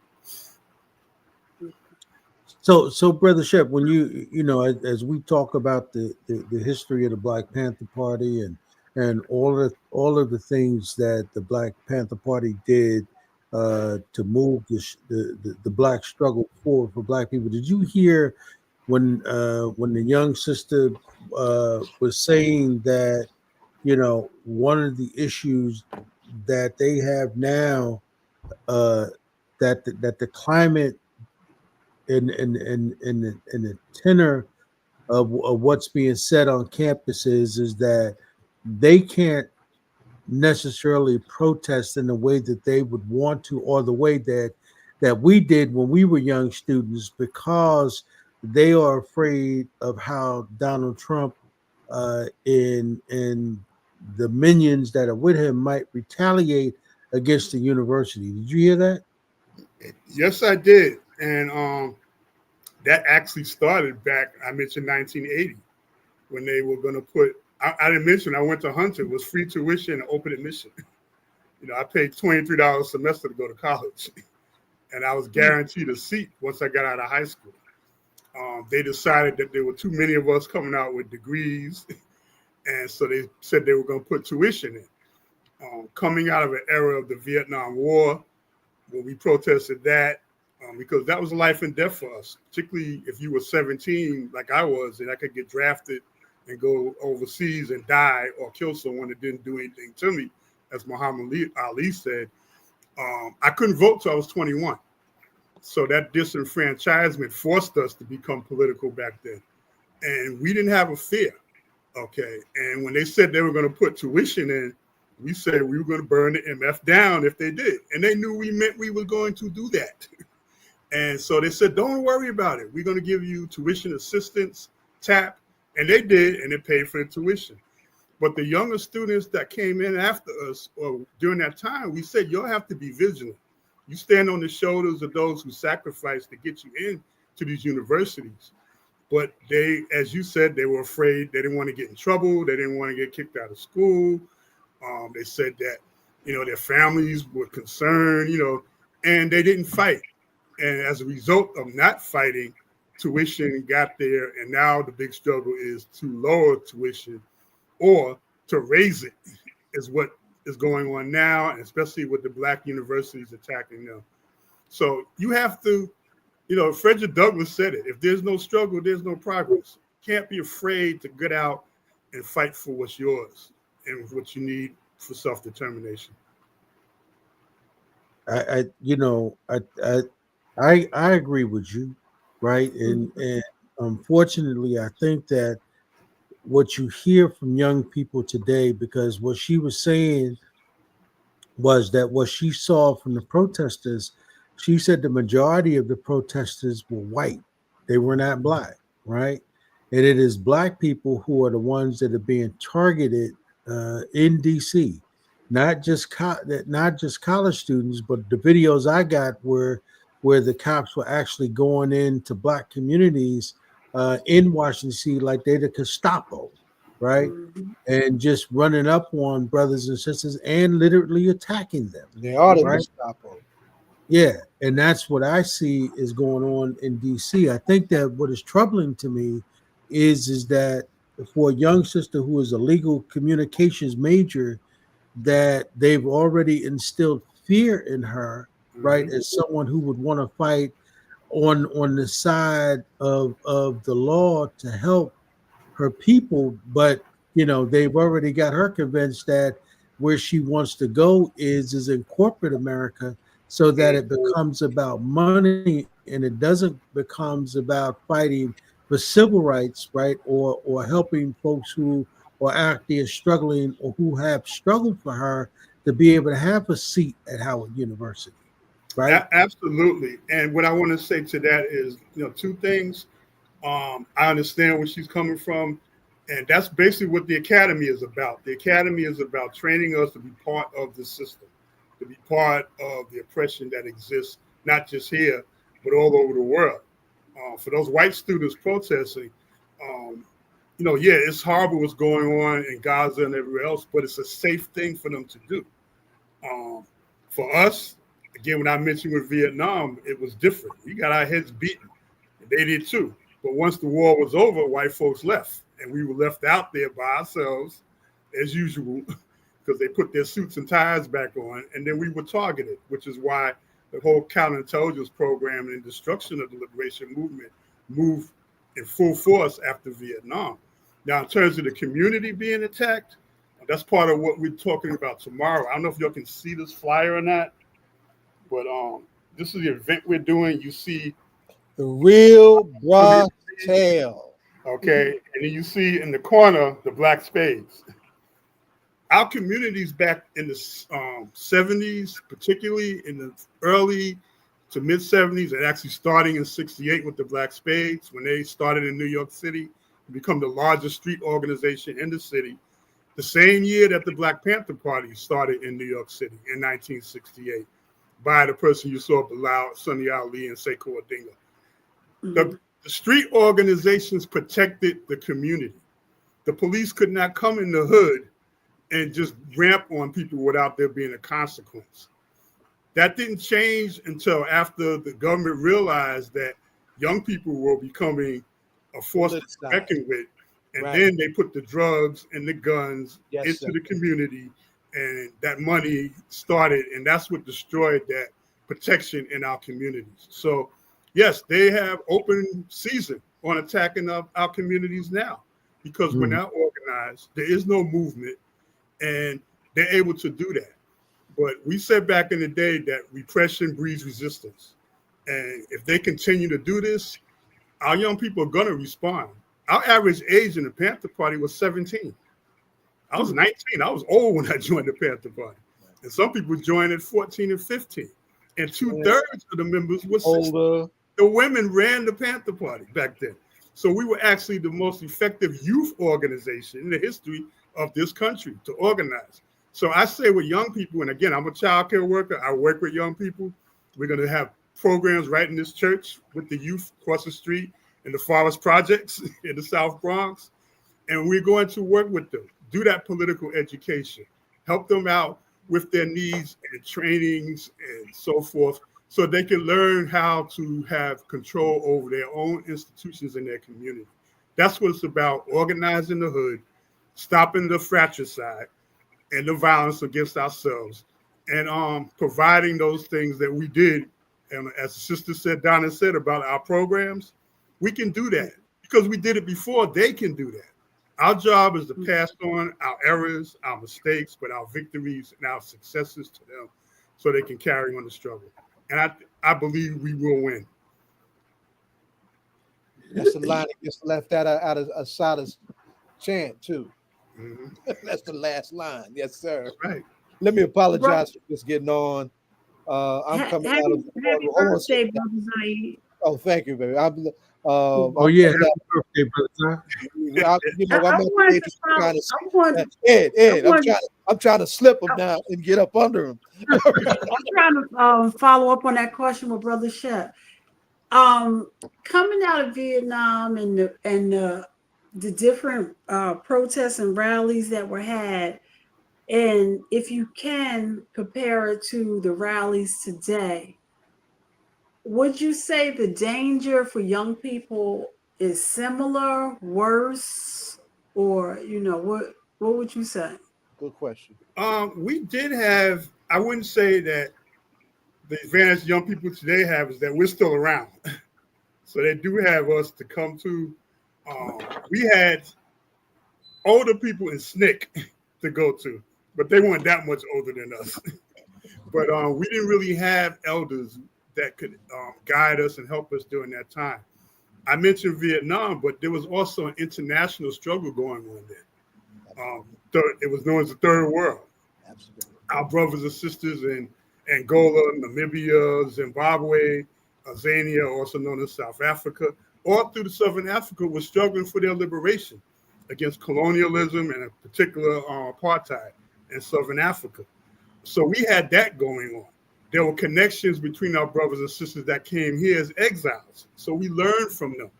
And that connection was more than just the Vietnam War, because you also had struggles going on in the Caribbean and throughout South America and Central America.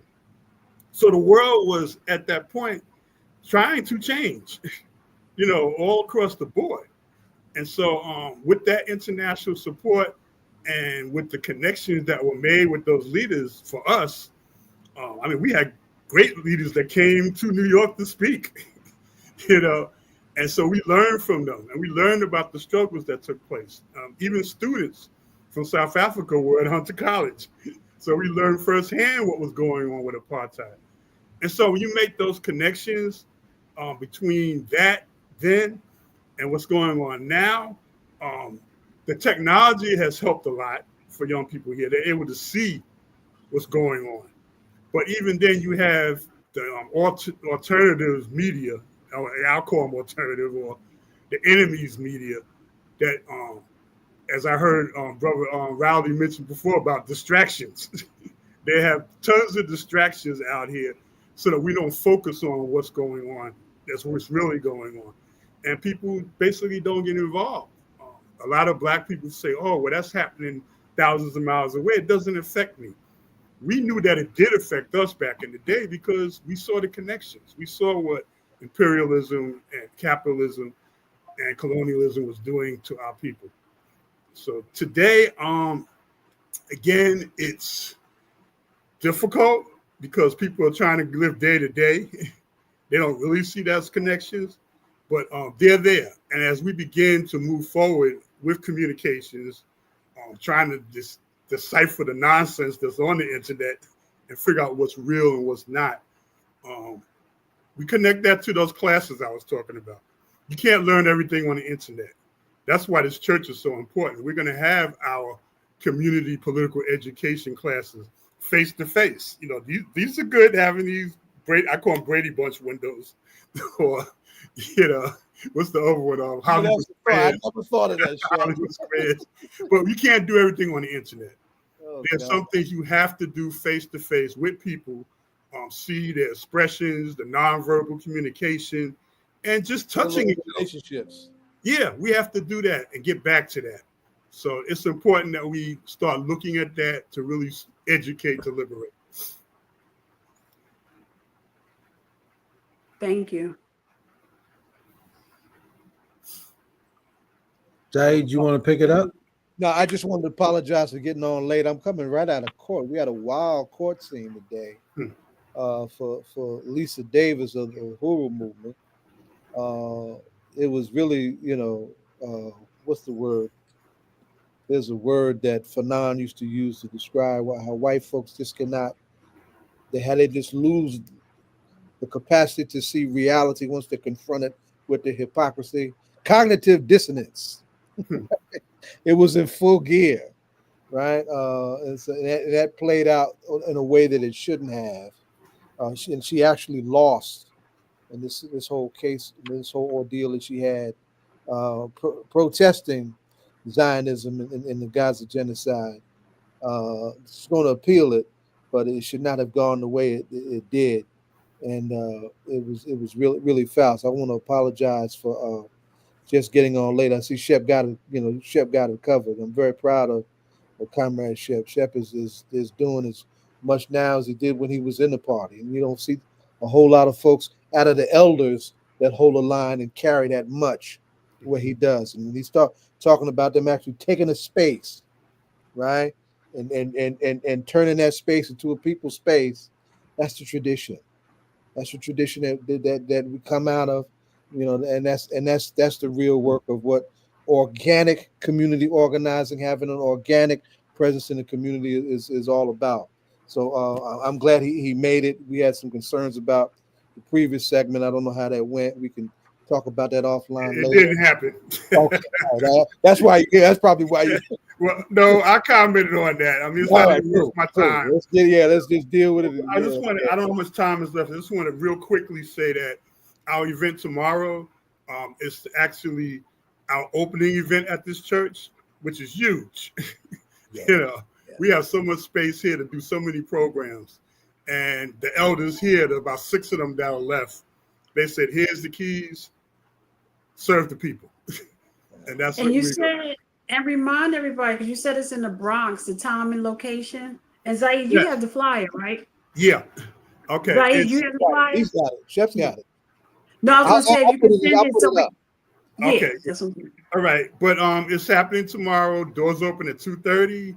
Program starts at 3.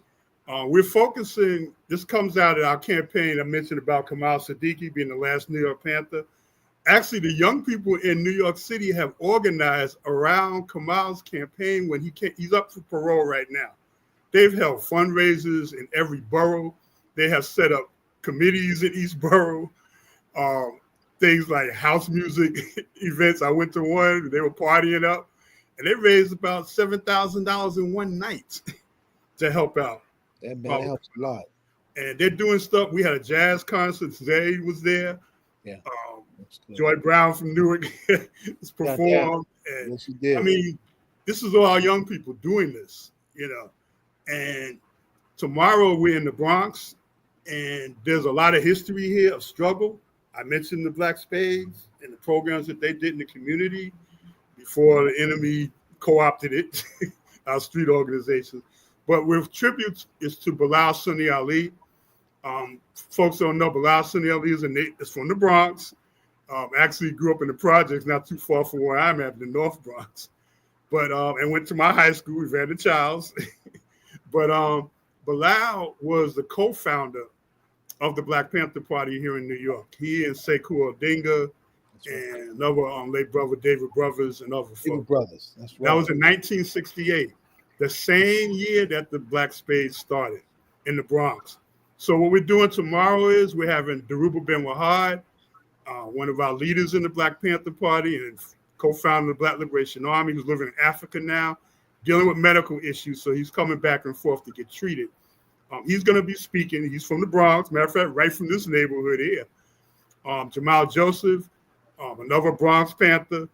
And we're going to have a panel discussion on what it was like in the Bronx dealing with the era that we just talked about, with the wars going on from the 50s, 60s, and 70s. The Ruben's going to talk about the late 50s when he was in the street organization. And Spades will talk about their organizing. So we're going to make those connections to the young people in the community now so they can see how we organized, how we worked, and how we dealt with things then. And so we're going to show a couple of films on that era and have a Q&A and be here for them. That's the most important thing, to be able to talk to them, listen to them. I learned that as a child care worker. You got to listen to young people. Don't talk down to them.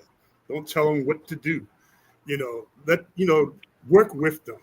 And so that's what we're going to start establishing here at this church and in this area in the Bronx. And it's before we go, I want you to also lift up where we're going next. Because see, this is Black August, and the point of action of Black August is support for our political movement, right? But we also got a big day coming up on September 21st in Harlem that I want you to lift up to before you go. Yeah, I actually did a little definition on Black August.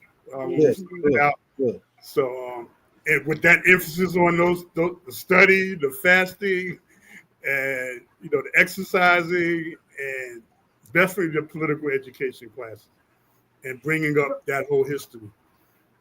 Brother Zaid, who was the Black Panther member that we met in D.C.? Woodrow? No, that was Albert Wood Fox. Yes. He's no longer with us. We lost him a little while ago. But he was one of the We did 40 years in solitary confinement out of 43 years in prison. And we still got one Angola prisoner we got to get out, and that's Kenny Zulu Whitmore. Yes, I mentioned him as one of those four. Right on. Yeah. Talk about that. Well, listen, the Harlem Parade and the float and all that, the progression with that on September 21st. Right. We have a Freedom Fighters contingent that marches every year in Harlem's African American Day Parade. We have a float, and we hold up our freedom fighters for the community to see who they are and recognize their names. And a lot of them now can't do that march. So we have a float now where as elders, they can participate that way and be recognized. We also have the Black Panther Film Festival that is done every year. It's our 17th year doing that, where we have films and speakers, filmmakers to, again, carry on that legacy. So, that's what we're doing. We want to make sure we tell our story so that folks don't, as I mentioned earlier, dilute it or revisionate it, lack of a better word, or commit revisionism and disrespect, really, our legacy. Folks can have their own name and logo. Why do you want to take ours? Well, we know why. It's instant gratification. But I don't want to belabor that because he didn't come on. My brother, we're gonna have to have you back because we're gonna really need to talk about that. How everybody can really just use that Black Panther logo and get away with that, right? So we're gonna have you back. But hey Zaid, you want to ask him our parting question, brother, so we can get into the other guests. Shep, we'll ask you the ritual question. Not yet. This is a hip hop political talk show. So the ritual question that we ask folks as they go out: who in the land of hip hop are they listening to, or who's their favorite artist or group? For me, I got it. I think the last time I might have mentioned him when I was here, so it's still the same. Coming out of Oakland, Paris. That's right. You did say that. Yes, I love Paris. That's right. Yep. And his music and his videos and the graphic work that he does is not only awesome, but it's extremely political, revolutionary, and it carries on the legacy of his parents who were in the Panther Party and that legacy. And what's his name? Paris. Like the city. And you're from the Bronx where hip hop started. They just celebrated August 11th. It was like the anniversary of hip hop. Yeah. And Shep is only 71. He would have been 20 when it started. So he was definitely in that age group, to be. You know what? It's funny you mentioned that because back then I grew up with it. I was there in the parks when they were putting the plugs in the light posts and doing all of that. But I was into jazz. Me too, Shep. I came to radio doing a jazz show. Yeah. There was a jazz artist that was very. Dugue came out and did jazz and mixed up those jazz artists with hip hop.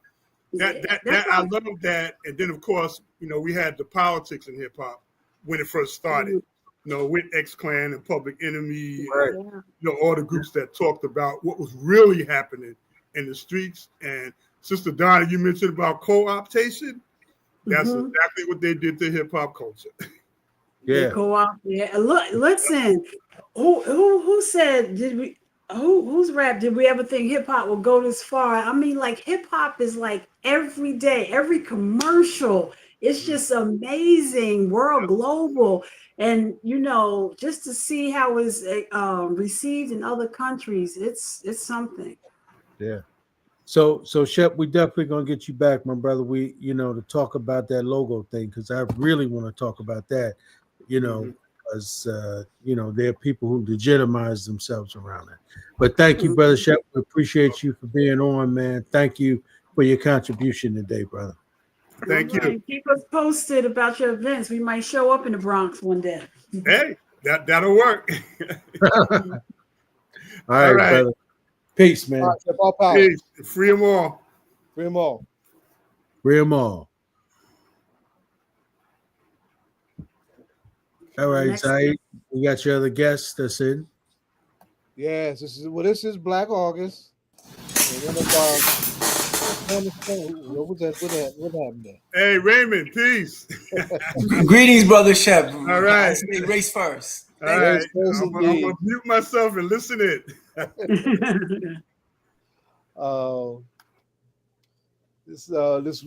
This weekend we have the birthday of the great, and I just call him Mr. Garvey. He's the only one I give a Mr. to without a heartbeat, without a second thought in the universe. We're getting some static from somewhere. Okay, but 17th is Sunday is Mr. Garvey's birthday, and a lot of people do not realize that Mr. Garvey's organization,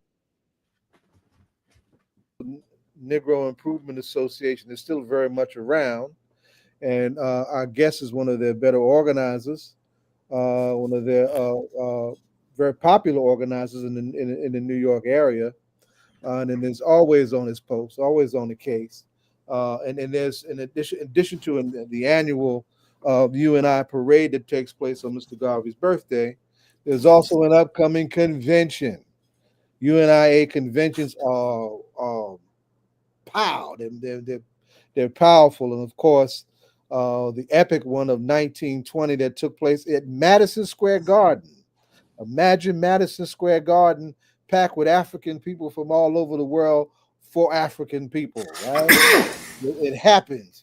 We got the flag out of that. We got a whole lot. We've got the declaration for African people all over the world. We got a lot that came out of that convention. So when Garveyites convene, look out. Nation building is coming.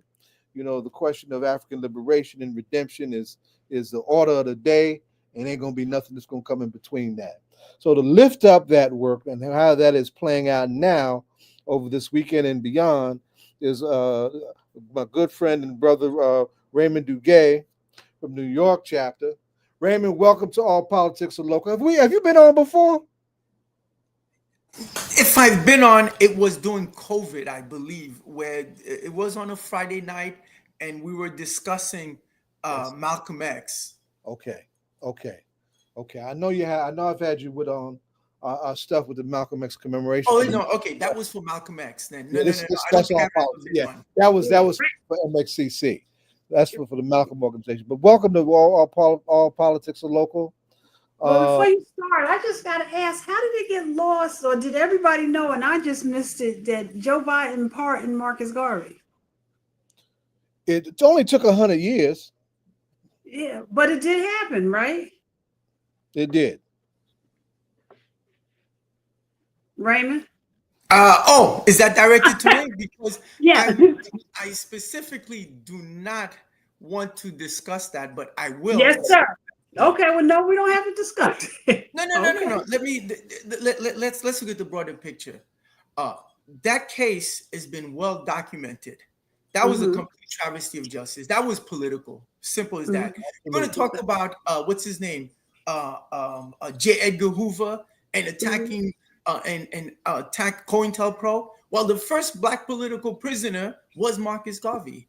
So, in fact, the very first 5 Black agents of the BOI, the Bureau of Investigation, that eventually became the FBI, Federal Bureau of Investigation, they were hired to infiltrate and destabilize the UNIA, Mr. Garvey.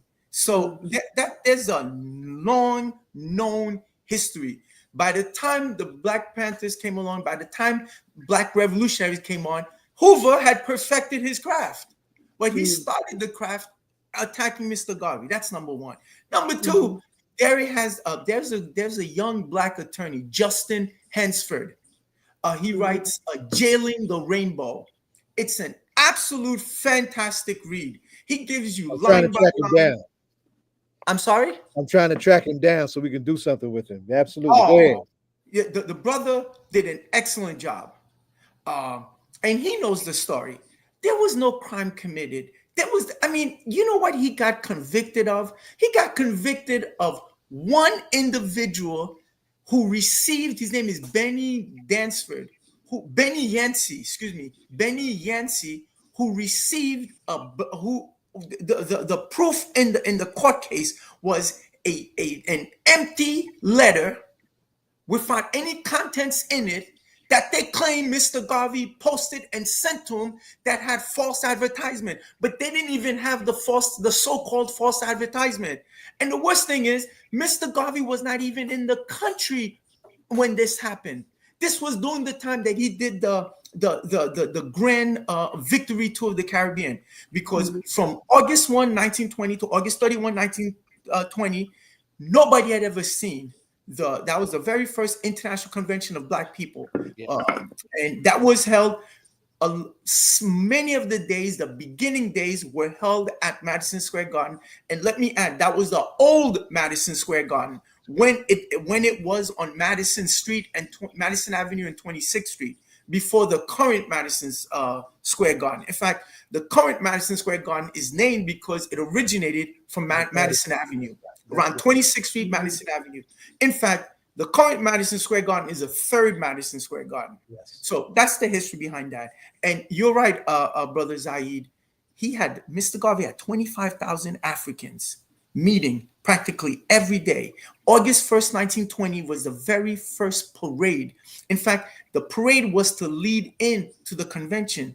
Nobody had ever seen anything like that. Mr. Garvey had 150,000 Africans marching in Harlem on that was Sunday, August 1st. On Monday, August 2nd, if you go check the New York Times, on page 3 is an article, 25,000 Africans convene liberty, requesting liberty. Now, for those of us that have been in the struggle, anytime these folks tell you there were 25,000 people in the streets, you can multiply that by 6, even 10 times. Because I know I've been at demonstrations in support of President Aristide. They're telling me 5,000. 5,000. We close the city down. You can't close the city down with 5,000 people. So there is a history of misdirection from the media. But anyway, the point is, Mr. Garvey. Raymond, let me catch a beat. Take a beat because you got time. You're coming off a segment. This is Black August, right? And one of our principal points of action in Black August is support for our political prisoners. So going over that terrain on why Mr. Garvey was targeted and be given that a big picture was a natural progression from the conversation we just had with Brother Shep around what will happen with the Black Panther Party, right? So I just wanted you to just be at home with that question and just one block to build on the conversation. All right, keep riding. You got it. Okay, and so because of all of that, and man, I really don't want to take a segue. We're talking Black August. Well, yesterday, and you'll forgive me, sister, I'm coming back to it. Okay. Yesterday was August 14th. Okay, man. Like we celebrated Black Iman yesterday. Let me tell you, I think the finest explanation is the Mumia Abu Jamal interview in 2004 on Prison Radio. It's about 6 minutes long. We played it, we discussed it, and we gave tribute. I mean, if we're free today, Africans, it's because of what those Africans, our ancestors, decided enough is enough. This thing, this Holocaust, this genocide, this travesty, this destruction that's been befallen upon us, it ends today. Either there's going to be death or there's going to be liberty. Conquer or die, independence or death. And those Africans, our ancestors, made that decision and said, you know what? That's it. We're going all in. So that was August 14, 1791, 234 years ago. And what happened? It was a Congress. It was a meeting where the Africans decided, okay, in 8 days, we're going to unleash terror. We're going to give retribution to what they've done. And some things that has never really been told, or maybe it is, we don't really appreciate it. For close to 300 years, these white folks had been killing 30,000 Africans on that island every year. I mean, this is unimaginable. I didn't even know there were that many people you could go and kidnap. I mean, it was easier and more profitable to go to Africa, kidnap, brutalize, rape, pillage, genocide our people, bring them to that island, work them to death. The life expectancy was not even 7 years. I mean, and you can do this over and over again. It doesn't bother you. These are the devils we're dealing with. And so at that Congress, all the plans are done. And to consecrate it, the leader of that Congress was an African woman, a Mambo, a cleric in Vodun. Her name is Cecile Fatima. She pulls a Brother Bookman. He says, look, Brother Bookman, you look like the type of guy who can do it, who can kick rear end. Here is a prayer. I want you to recite it and give me the best you can. And so we know it as Bookman's prayer, but that was all Cecile Fatima. Man, she composes it, she diagrams it, and then he says it. And then after that, they find it's not like, don't forget, this is in the dim of the night. You know, chattel slavery is really kicking in. So you have to understand, it's not like we've got all this freedom to, it's only a handful of Africans that could have made it. And they had to be in a position where they could do it. And those were in the Maroons. Anyway, so to consecrate the deal, Bookman takes the boar, really big pig, slits the throat of the boar, drains the blood, puts it in, we call that, those like a coconut case, a coconut shell. And then he forces everybody to drink from it to solidify their union. Because Brother Zaid and my dear sister Donna, there's always some of us who will sell out and do wrong. And so this was to solidify it. And yes, Wakaima, Brother Mumia Abu Jamal, that was the 2004 celebration. It's about a 6-minute recording. It's excellent. I'm glad you lifted that. I forgot about that when I'll pull it. We send our respect to Mumia Abu Jamal. Anyway, so to solidify it, they said, let's get it on. And in 8 days, Africans unleashed terror, man. Oh, it was beautiful. They killed everything white. Everything, burned every plantation from northwest of Haiti to northeast of Haiti. Currently, that route would take over 8 hours, by 8.5 hours driving right now. We're talking 1791. So you just imagine we know how the Africans transported the message through drumming. Everything was going great. Let me tell you, this is August 22nd, the retribution starts. And and part of that prayer, where Sister Fatima tells Bookman is the God who made the earth. That's right. The God who makes the sun. And the sun, he doesn't go into it, but the sun gives us life, gives us light, it gives us warmth. That shines on us from above. The God who rouses the ocean, who holds up the ocean, the God that gives us the thundering waves and the roars. You, God, you who've got ears, you are where you are. You hear all that we've been made to suffer from. And with your eyes, good God, bon Dieu, with your eyes, good God, you see all the evilness, all the diabolical genocide these white people have exacerbated on us. But you will lead us. You are, the God of the white man calls forth upon crime. But our God, who is so good, who is so just, who will direct us and lead us to victory.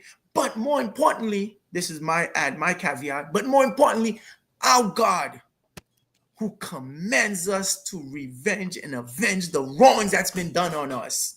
You, this good God, you will direct us. And then he says, throw away the image of the likeness of the white man's God, who has so often brought us to tears, and listen to liberty and God which is in our hearts.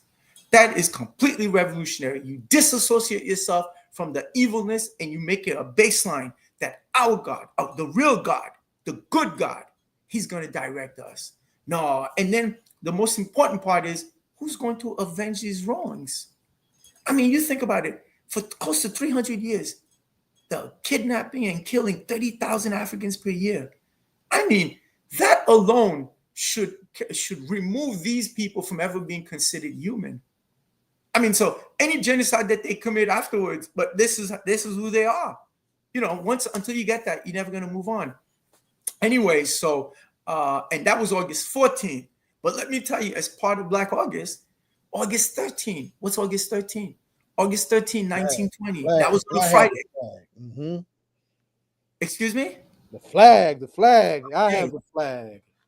I mean, go ahead.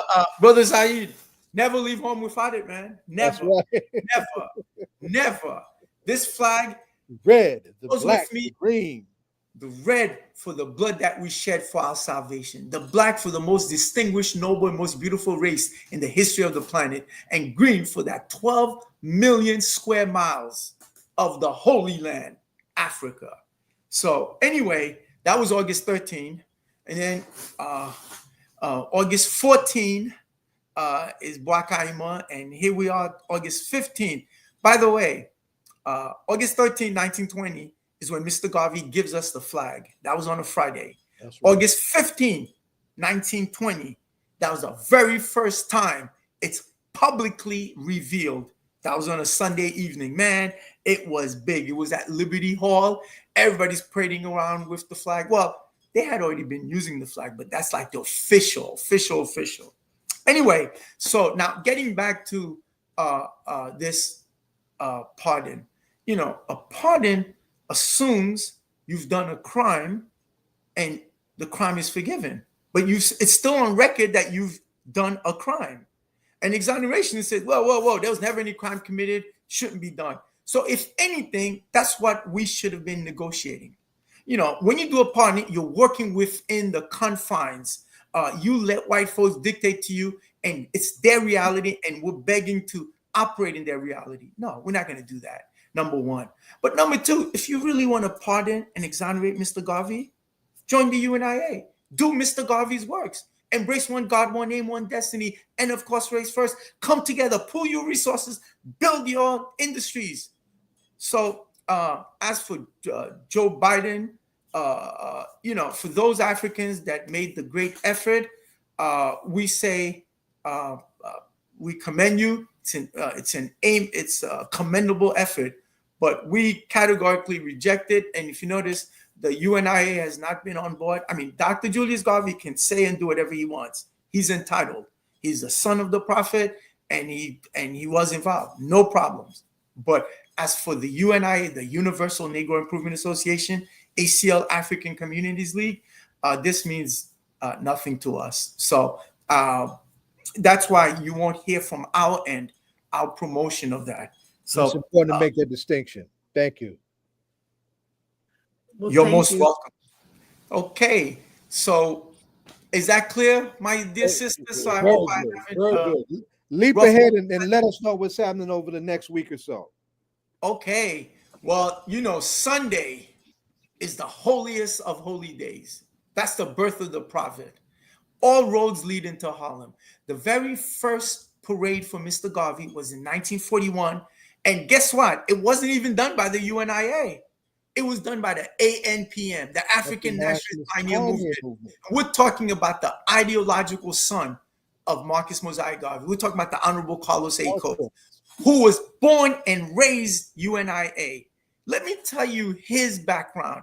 He was born in San Pedro de Macorís in the Dominican Republic to parents that had been from the Caribbean who were working in Dominican Republic on the sugar plantation. So he's born there 1913. Can you believe that? In 1919, the very first division of the UNIA is established in Dominican Republic. And guess where it's at? Carlos Cook's home. His father and uncle were UNIA members. So he's 6 years old. All he's been doing is UNIA. He's going to stay in the Dominican Republic until he's 16. So for the next 10 years, he embraces and he idolizes Mr. Garvey. So he gets to the United States, 1929. He doesn't miss a beat. He moves up to Bronx, still in UNIA. In fact, he's going to become the youngest captain in the history of the African Legions. He's going to run the advanced division. So this is a legitimate Garveyite. All he ever wants to do is to serve our people and to promote the teachings and the philosophy of Mr. Garvey. Well, Mr. Garvey is brought up on trumped up charges that we just agreed. There was no crime committed and there was never any issuance of fraud. They claim that he issued a brochure about a ship, the Phyllis Wheatley, that the UNIA was going to purchase in order to raise funds. Well, they were not in negotiations, number one. Number two, Garvey wasn't even around when they sent the so-called brochure. Number three, the main witness was a 19-year-old brethren, and you'll forgive me, I forget his name. On 4 different times, he perjured himself. Because after he made his testimony, later on, Mr. Garvey could prove that he was wrong. Number one, this Schuyler Cargill, that's his name. Schuyler Cargill. Yes. Get this, he's a 19-year-old African. He claims he was working in the mail department of the Black Star Line Steamship Corporation. Number one, he wasn't even an employee. And number two, he didn't even know the layout of the place, meaning he had never been there. And number three, the judge that was presiding over the case, Julian Mack, is on record before then. He should have recused himself. He's on record saying, I'm going to fry that Nigger. I mean, come on. That's number three. And number four, it was a complete travesty of justice. But the main witness perjured himself 4 times. That alone, and in the book, Jailing the Rainbow, Justin Hansford says that alone should have indicated end of trial. But, it wasn't, let's not fool ourselves, Black people. Like, what time it is. They wanted to destroy Mr. Garvey. Can you imagine how one African is going to get 12 million Africans to be under one banner? How he's going to buy not 1, not 2, 3 ships? How he's going to raise all this money? I mean, Dr. Dubois, at one point when he contacts the State Department, he says, okay, I need you guys to give me money to buy me so I can buy a shipping line because I want to compete against Garvey. The U.S. State Department calls out Mr. Sambo and says, why don't you do like Garvey? He says, well, I don't know how he did it. Well, you know how he did it? He spoke to us. Garvey was legit. Everybody knows, real recognizes real, steel sharpens steel. No, what Mr. Garvey did is what is the only solution. Anyway, so Carlos Cooks doesn't miss a beat. And then so once Mr. Garvey is incarcerated starting February 8, 1925, it's a slow decline of the UNIA. And and all of the detractors, all of the would-be sellouts, they come out of the woodwork. And he's there. Carlos Cooks is there watching this. He never says anything. He's a dutiful soldier. Mr. Garvey dies June 10, 1940. That's all that Carlos Cooks is waiting for. At the 40th day celebration of Mr. Garvey's passing on July 21, 1940, Cooks is still UNIA. He comes in with all of the brass. Oh, by the way, in case you didn't get it, Carlos Cooks is a tough guy, a real tough guy. You muted yourself. You muted yourself. You went in and out for a second. Rewind a little bit. Oh, I said, in case I didn't make that clear, Carlos Cooks is a tough guy. He's not a punk. He's not a sellout.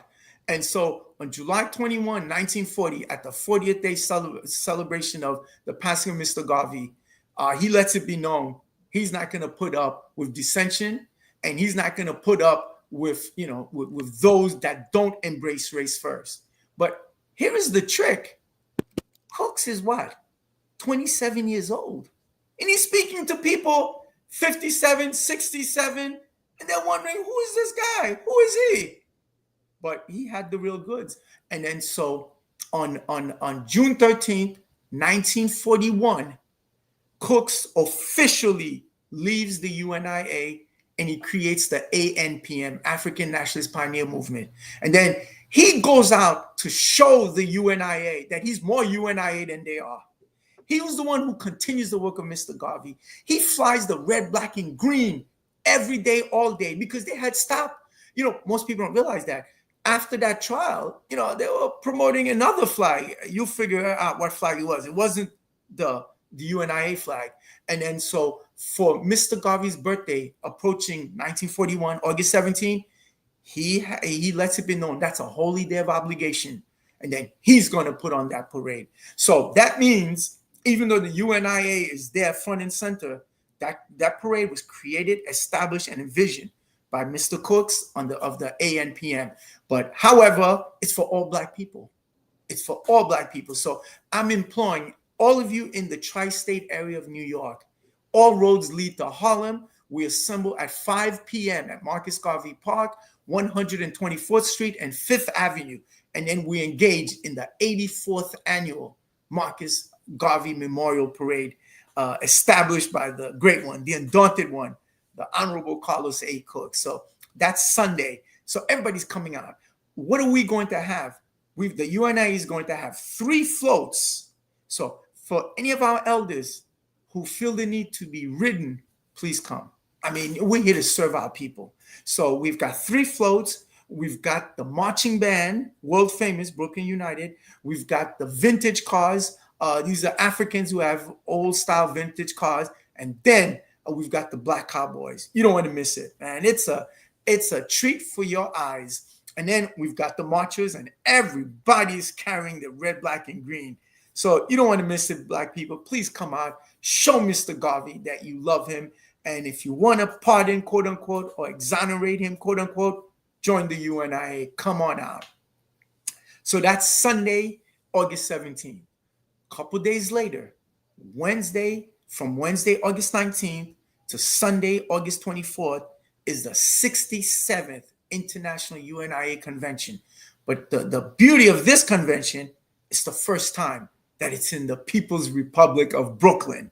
Wow. Specifically, we'll be in Bedford-Stuyvesant at the Restoration Plaza. So Wednesday, Thursday, Friday, August 19, 2021, is the business sessions. That's for UNIA members. That's from 10 to 5.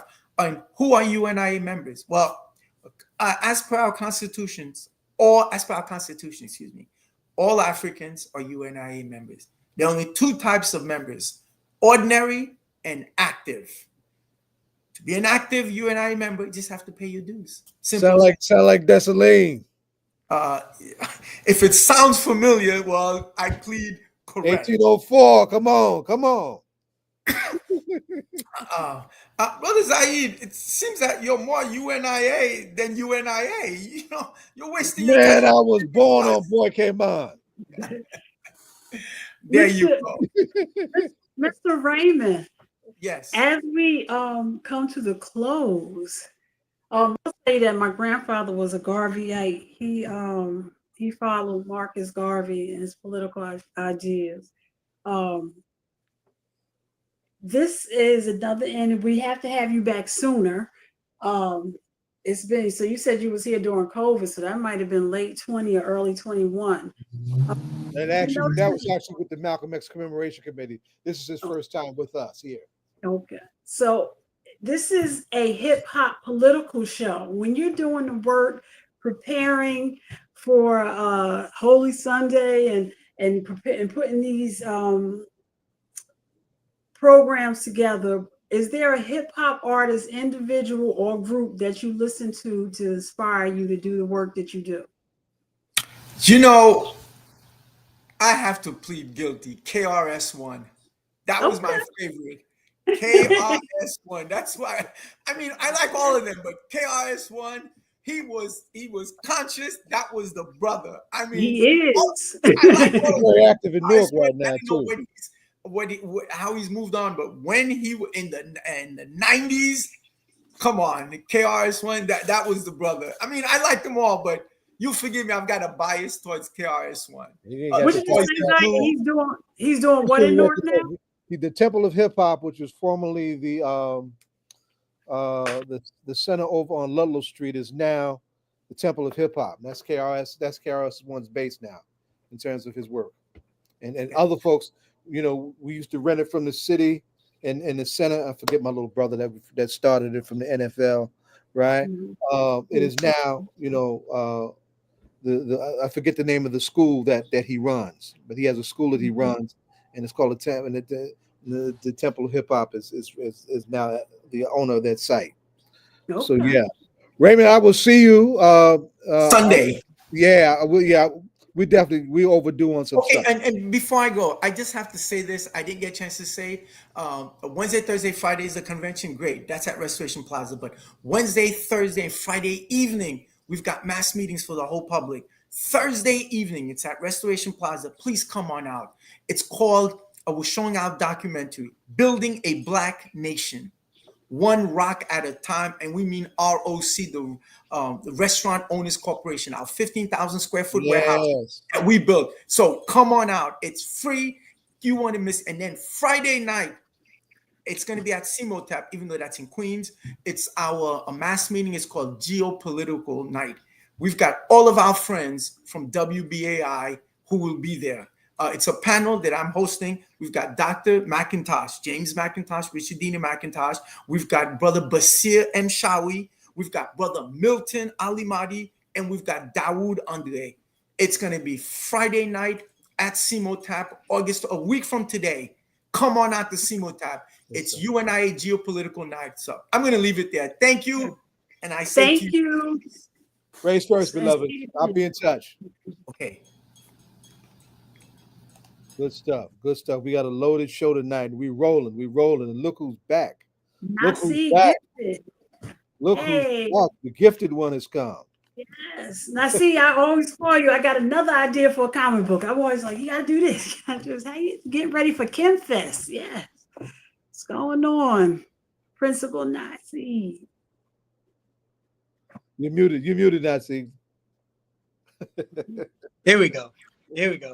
Peace and blessings, everyone. You know, thank you for having me on, man. I'm excited to be back, invited back, you know, each and every time, man. You guys always show genuine support. So I definitely appreciate it.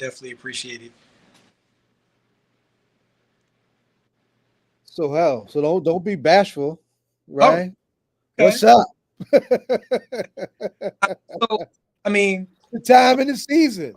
Yes. You can't come to radio and be quiet. A number of things is Well, Naseed, before you get started, did you hear the brother was talking about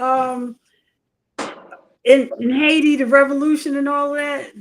Remember in the revolution in 1804? Yes, I got an opportunity to hear that, and you know, brother Raymond talking about Marcus Garvey, and as I'm reflecting, with this being Black August and everything, I have my picture of Marcus Garvey in the back there, so I mean, that's one of the reasons I named the company Focus Black Star Media, we always, Sir. Black Star. Yes, sir. Wait, come on, I want to. So Yeah, so I'm like, you got to memorialize that in the books. definitely, I mean, because everything is a part of the Black Star universe. I mean, you definitely see that now. We did a whole rebranding. Soldier series. Now it's blacklisted, and that's all a part of the Black Star universe. Unveiling the Black Star and everything. We're talking about the gravitational pull. To be able to pull our people into this nexus of greatness that we already exist in. Wow, beautiful. Okay. Yep. So, it's great to be here. I just wanted to kind of speak to a couple of things. On this journey that just doing this Afrofuturism graphic novel series and everything. Stumbled upon and traveled across the country promoting and marketing our series, but saw that there was a lack of opportunities in our hometown of Newark, New Jersey. So in 2015, we launched Khemfest. Khem, which represents Kemet in Black land, is a festival that celebrates Black animation, gaming, and comic book creators. And with that, we've expanded, due to the help of the community who's involved in this. We have grown it into now a 3-day festival where we're going to be doing a game jam at NJIT on Thursday to September 25th, a Wakanda ball where you come to the mythical land of Wakanda and dress as if you were the kings and queens of Wakanda, and then Khemfest and the Khem Animation Film Festival.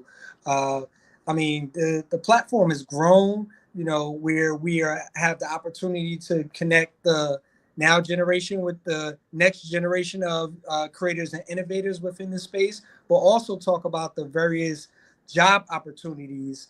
There's a number of STEM and STEAM opportunities that's out there attached to your passion in animation, gaming, and comic book creation.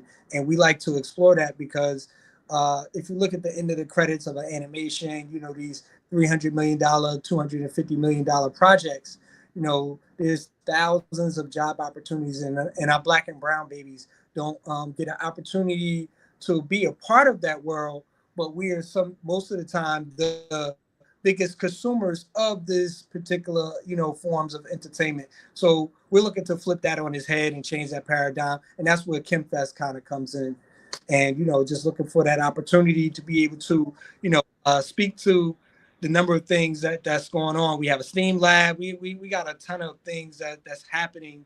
And I'm just excited. We got this 3-day festival from September 25th to the 27th. And, we're rocking and rolling, man. We definitely rocking and rolling. Now, see, two things. Did you? Okay, I'm sorry. Go ahead. Well, no, I mean, I don't want them to pass over what the theme lab is and what those things are. Right. We'll let out. Them, So what is the theme lab?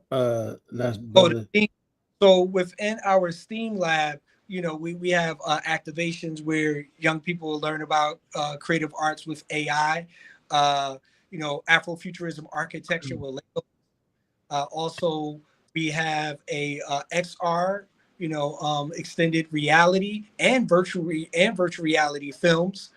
And last but not least, but we actually have young people creating vibranium slime. So they actually use the chemistry to make slime and stuff. So that's all tied into all of the the theme of what we're doing, where frame by frame our story unfolds. So we're unfolding our story, to the masses, through all of these various activations within Khemfest. Awesome. Naseed, did you do anything this summer? Do you have any? I mean, I went on vacation for about. I'm sorry. Did you do anything with the like any labs, any classes or anything for the kids? Did you do anything around? Oh no, we didn't get the opportunity to do anything. We've been doing a lot of this summer, so it's been a lot of planning. Next month we have activation. We have some year-round activations that we're going to be doing, moving forward. So we've just been planning. Okay. All right. So, and is the Khemfest going to be held in the same location? So Khemfest this year, so we actually in 3 locations, one for each day. On Thursday, where we having a game jam, we'll be at NJIT, New Jersey Technology. Thursday, we'll be at the Temple of Hip Hop for the Wakanda Ball, and on Saturday, that's on Friday, and then on Saturday, we'll be at Cityplex, where we'll be showcasing the films and the marketplace and the panels and discussions. And this right here is actually one of the byproducts of our journey. This is the trailer to Blacklisted, which is the animation based on the year 2030. graphic novel. Okay. And Tobias is in there. That's nice. Okay. Yeah. Tobias is putting in some work. Voiceover. Yeah. Fortunate to have him in town. We live in a world where everyone is considered. Look at that. Now imagine that same world, and you are a skilled hacker using your unique talents to offset tuition. Then one day something goes terribly wrong, and you become blacklisted. To be blacklisted means you are denied access to a certain systems or protocols. Now I must devise a program to lead the organization before becoming its next target.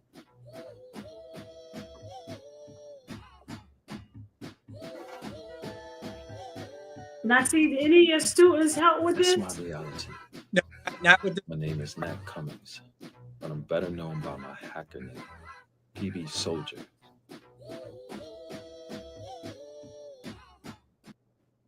You said not with the what? No, not with this particular project. Okay. I was like, yeah, because they just thinking to see their name in credits and Yeah. So we'll be showcasing a number of films during Khemfest, and that will be one of them. You actually see the whole 8-minute film. I know they asked what time. Yeah, Cityplex. What time on Saturday? It's going to be from 11 to 7 p.m. 11 a.m. to 7 p.m. And you can get all the information at Khemfest.com. Khemfest.com. And what year is this for Khemfest? This is the 11th annual. Beautiful. Tell everybody what happens at a Wakanda ball. Now, come on, some of us are still trying to figure that stuff out.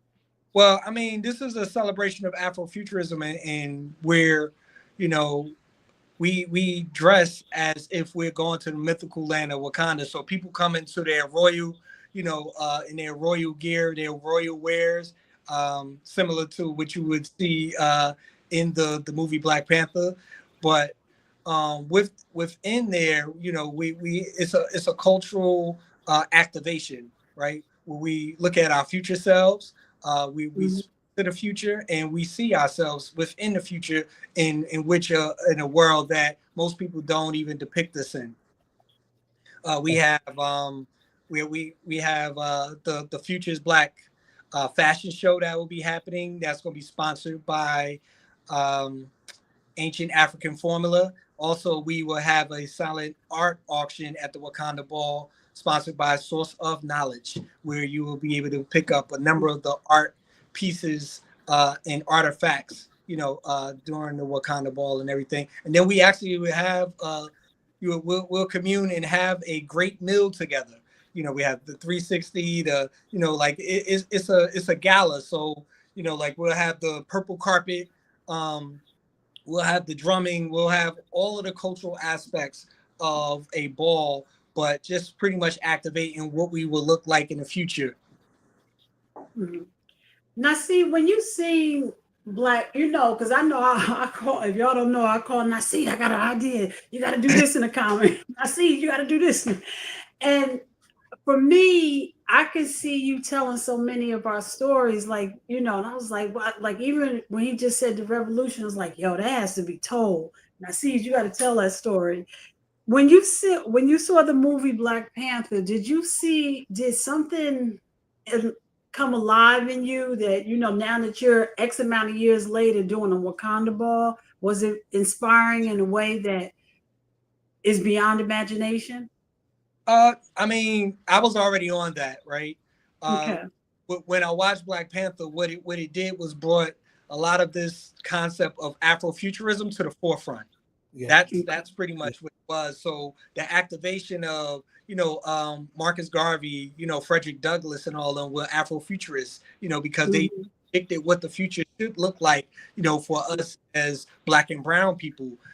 So when Black Panther actually came out, and how people galvanized around, because that was the first time we were depicted in a certain fashion in mass media, that was something that took, individuals like myself and said, hey, now we got a runway to be able to, galvanize behind this, but the movement was always already there. Oh, yeah, exactly. When I look at your picture, I think of Michael Jackson's video. That's what I think of. Remember the time. Well, listen, I'm from Plainfield, New Jersey, right? Mm-hmm. Land of the P-Funk, who got a whole lot of stuff from the Nation of Islam and the Honorable Elijah Muhammad, mm-hmm. right? And as a jazz man, we had an artistic legend who was the contemporary John Coltrane by the name of Sun Ra. Yep, Sun Ra. Right. And then, and he made a mess out of his life that we're coming to find out, unfortunately. But, the emergence of hip hop, there is the emergence of the Zulu Nation, right? All of that is got an Afro-future handle on it. Yep. Right. It's just there. It has definitely been there. And you're right to lift it up in that way and help you have that long vision. No, thank you. I mean, we just trying to make sure that people see our greatness, because and we need to be able to tell our own stories, because so much. I mean, they're trying to erase our history, but they also trying to future. So we got to be able to tell our own narratives, and and how it all ties into us empowering the next generation. And it's absolutely marvelous to know that you got all this going on, and you're embedded in one of our best schools and one of our best teachers in our city school system. It is absolutely important to appreciate that about you. And let me say this also as we begin to wind this down. I work, or have worked, in what we call community-based violence intervention, a trauma-informed strategy to make peace in our streets, to stop violence in a community-led way, right? And one of the things that trauma robs from us, right, is our capacity to dream. Mm-hmm. In the future, we get caught up in that hypervigilance of constantly having to defend ourselves and fight and be on the lookout and just carrying our stuff. We can't stop, breathe, and actually envision where we want to go and where we should be on the basis of the gifts that the Creator gave us and what the ancestors want to see us do. So, this particular movement is a very healthy thing that we need at a very critical time. I'm hoping I'm in negotiation for a job with another space in another town on that front, and I would love to at some point, if that comes through, bring you in and talk to who will be my new soldiers, right? In a new space in another town, right? Because it's important for them on the ground to understand that they need all of the weapons that they can get beyond their courage in their military training and navigating those spaces. They have to be whole in order to come to us to help us heal and to get back to wholeness. So there's so many, there are places to go with this. This is the old head trying to give you a teachable moment, brother principal, right? No, definitely. I definitely appreciate it. And I'm always, future living, future thinking, because if we don't dream it, how do we make it happen? They say the best way to predict the future is to create it. And that's what we're looking to do, is be able to create the future that we're looking to predict. Naseed, have you ever done anything with 24 hours of hip hop in the city? 4 hours apiece. Oh, 24 hours. 24 hours apiece. I mean, nothing more than being a participant. I actually vended. You be down there chilling, enjoying it. Okay, you're not working that day. Okay, I got you.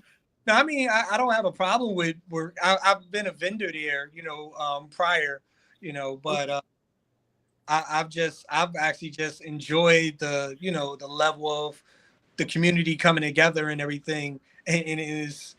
Being an educator for all these years, I've always run into my former students, and so it becomes something to be able to see them in a different light than inside the classrooms and stuff. Yeah, let us know if we need to let Hakeem know if you ever want to see like a table, so because your event comes like a month later, that might be a good time to have like actually the same month. Yeah. Huh? Oh yeah, it's the same month this year. Yeah. Yeah. Okay. Yeah. Well, actually, yeah. A couple of weeks later. Yeah. You make that connection, Donna. I would definitely appreciate it. You know me. I'll be on a text like. Okay, well, one thing is for sure, brother. Is that whenever you on, man, we feel good about ourselves. And I've never seen you act out of character, man. And every year, man, it seems like to me you outdo yourself. And I think that this ball, man, just sounds amazing. Yes. There's nothing better than seeing Black folk dressed up in our traditional gear, right? And it's funny, man, because when you put on, those clothes, man, the spirit of our people not only encamps you, right? It encamps your spirit, but it does something, that whole concept of futurism, right? It allows you to see the realm of possibility. What could be, just seeing ourselves that way. Yeah, absolutely. So I want to commend you, man, for, just putting that together. And I need to look at my schedule, man, because I got some African gear in the closet, man. I'd love to wear. I just don't have the right occasions to wear it. We invite all of you to be out there, and I'm just tapping into the spirit of the ancestors, man, and then trying to pave a path that others can follow, moving forward. That's all I'm looking to do. And along this journey, I've just actually had the opportunity to get some help and support to, to kind of push this. Because every year you look at this and you're like, oh man, like we don't have sponsors, like we don't have all of these, big ticket items and everything, but the main thing we do have, we uplift the culture and we have community. And that's always been the differentiating factor, when you talk about Khemfest and the whole Khemfest experience. Well, that's definitely why, man, me and Kim, we support you, man. Like, when you did that book thing down at the store, I was like, yo, I don't know, whatever's on our schedule. We had to make sure we stopped, got the book, got the posters, all of that, man. So for us, man, I'm definitely one of your supporters, man. And you could believe if I had children, they'd be all in, brother. You know what I mean? They wouldn't be doing nothing but Khemfest stuff, man. Another place. It's powerful stuff. It's definitely important for them to be able to see heroes that look like them. We are outside of our community. If you think of it, we look for the outside savior, and just being just coming from the education space, words have power. And when you think of like a word superhero, generally you think of someone who don't look like you. And that's the paradigm that we're looking to shift. Yep.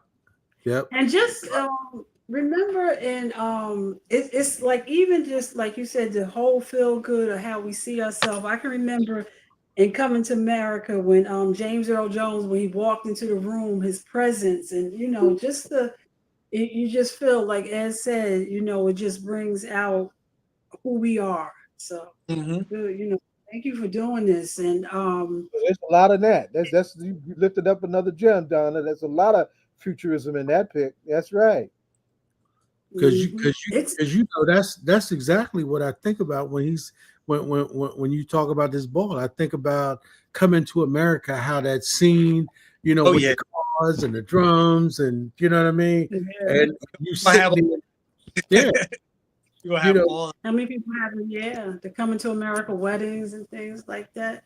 So I mean. Naseed, how were you young? Were you drawing when you were in your teens? Like, when did you find this? Like, when was this gift birthed? Like, before you could talk? Let me tell my truth. I really draw. I'm a visual. I can write. I collaborate with artists and everything to kind of put out all of these things that you see. But all the stuff that you see visually is from every description. I wrote that, I embedded into it, and then understanding our history, I always try to put that layer into that, and then coming from a technical background, that's also embedded. So I'm a writer, a technical writer for the most part, and just kind of, I get that way, and being able to leverage that. My engineering background to be able to create these projects. Yes, I mean, because just to see, it's something to like, just when they were showing the trailer, that is like in our mind how you see it, and to bring it to light, and great job. No. I just I lost words. Let me tell you a funny story real quick. As we were putting the Wakanda ball together, and Rafiza, who keeps me on task, and been my right hand for many years. We cherish faces. She's huge to us. Yeah. When we did the Wakanda ball, and if you see the picture that they have at the end, we have a phenomenal picture. It's probably about 100 to almost 200 people in that picture, and we've taken this picture on a staircase. 2 days before the Wakanda ball, we probably only sold like 10 tickets.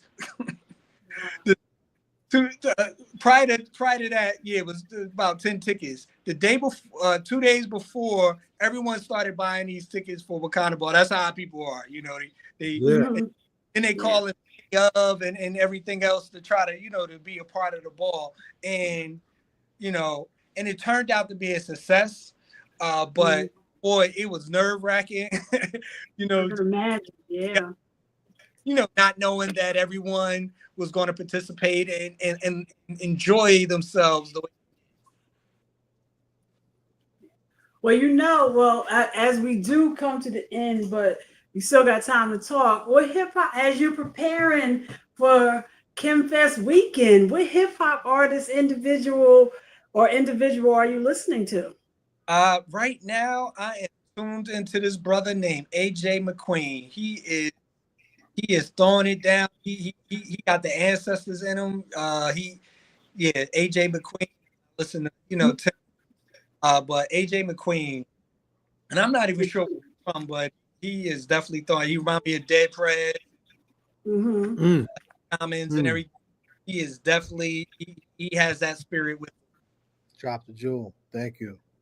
You said his name is AJ McQueen? Yep, AJ McQueen. My man on him, and I've been listening to him ever since. So that's one of the advantages you and John have. Y'all operate around a lot of young people, so Young But Yeah. well, now see, staying with young people, and even as we look at our current events and what's going on in DC. Well, first, are everything that you have written, your comic books and everything, can they all be found at Source of Knowledge? Well, we sold out of one, so the original there. The second one is we're doing a re-up order, but it'll be a Khemfest, and then we are waiting for a huge shipment to come in after that. But you'll be able to pick it up at Khemfest, and the first book is available at Source of Knowledge. So going back to my question, with the current events, like everything I call you all the time because I can see, Naseed, you got to put this in the conference to tell our kids about it. But even seeing what's going on with the National Guard and this president sending people out there, do you ever write stories based on current events? Oh yeah, my whole thing is based off of the current and what I see the future of it to be. Okay. So PB Soldier Blacklisted is based in a world where everyone's considered a terrorist, and it was. In the history behind that, it was after the 10-year anniversary of 9/11, they enrolled what we call the Terrorist Act of 2011. That's to the fabric of the story. And that was where they looked to stomp out terrorism worldwide. So I embed all of that, and with that, like when we talk about stop and frisk and everything else, how does that affect the Black and brown communities? That's what's been embedded into the storyline, and then that's the vein that I write from. Okay, so you take the current event where we are, but then you take us to the future where the outcome. So you kind of take the future where I like that. Yeah. So I do a lot of foreshadowing, based on, what the current events are actually happening.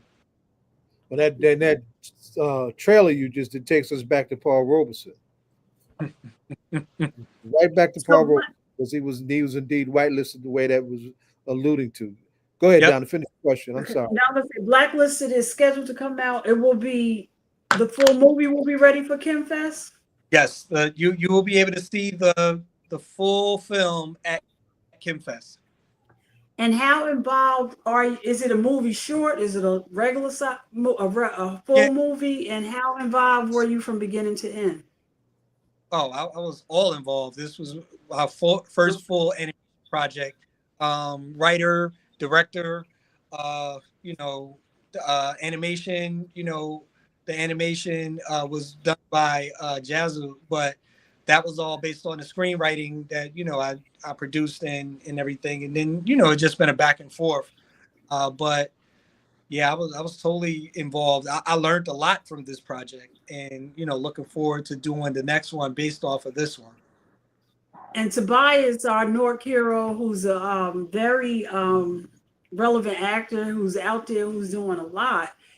So he's one of the characters, his voice. So one of the characters will be in Tobias's liking. No, okay. It's not to his liking. It's based. He is the voice of the main character, Blacklisted or PB Soldier. But the character won't look like him. No, kind of sort of. The character was already before Tobias took on the role.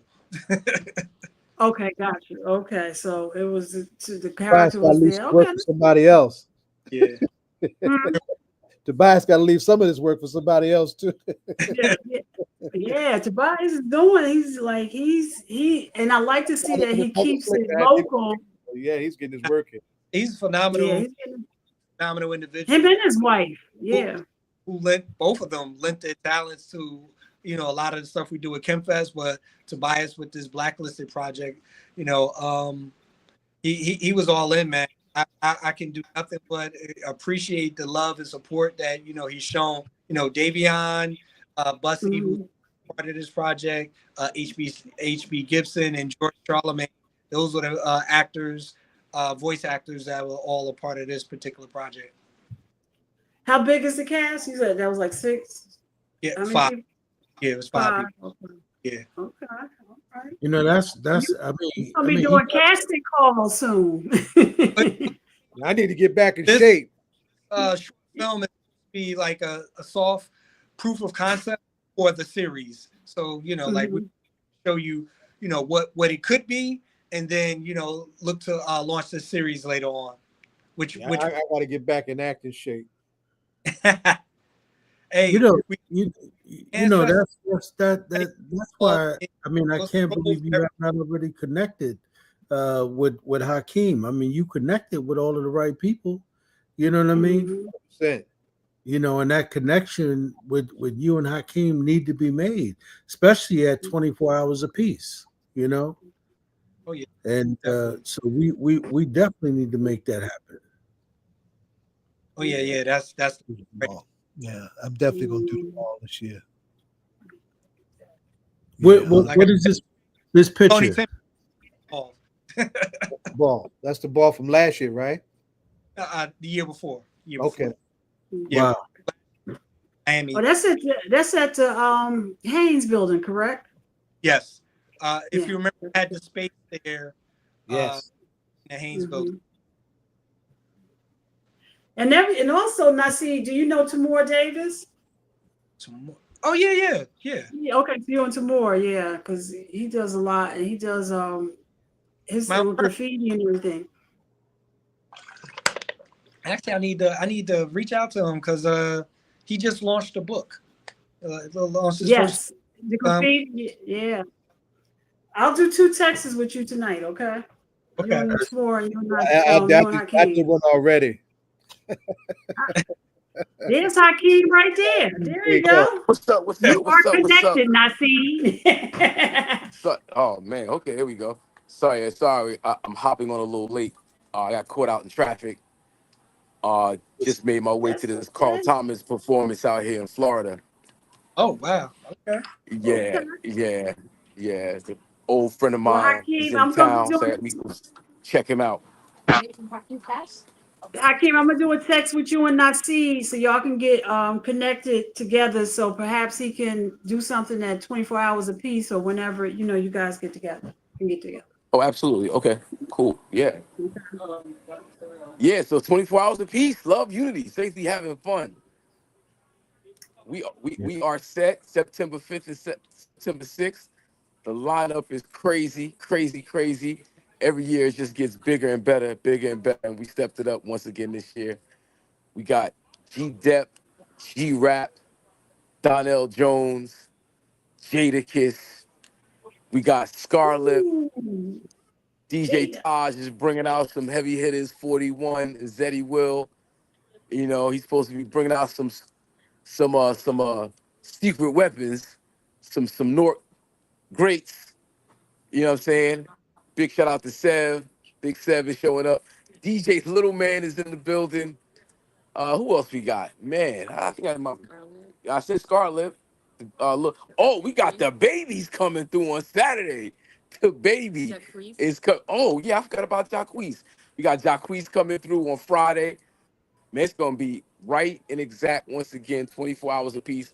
We did a phenomenal local talent search in partnership with High 7 this year. We actually did the auditions today at the Temple of Hip Hop.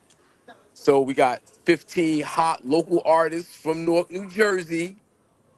You know what I'm saying? Plus the A-listers, the big acts is just, yeah, we stepped it up. So it's going to be a great year.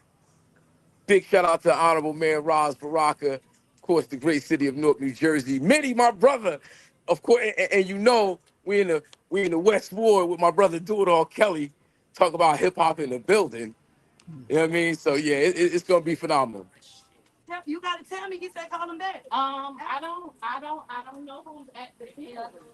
Hello. Y'all see I'm in the mix. That's all right. That's all right. 'Cause Yeah. we living. So Yeah, tell everybody, huh? what year is this for 24 hours? It's been a minute. This is number 13 over 15 years.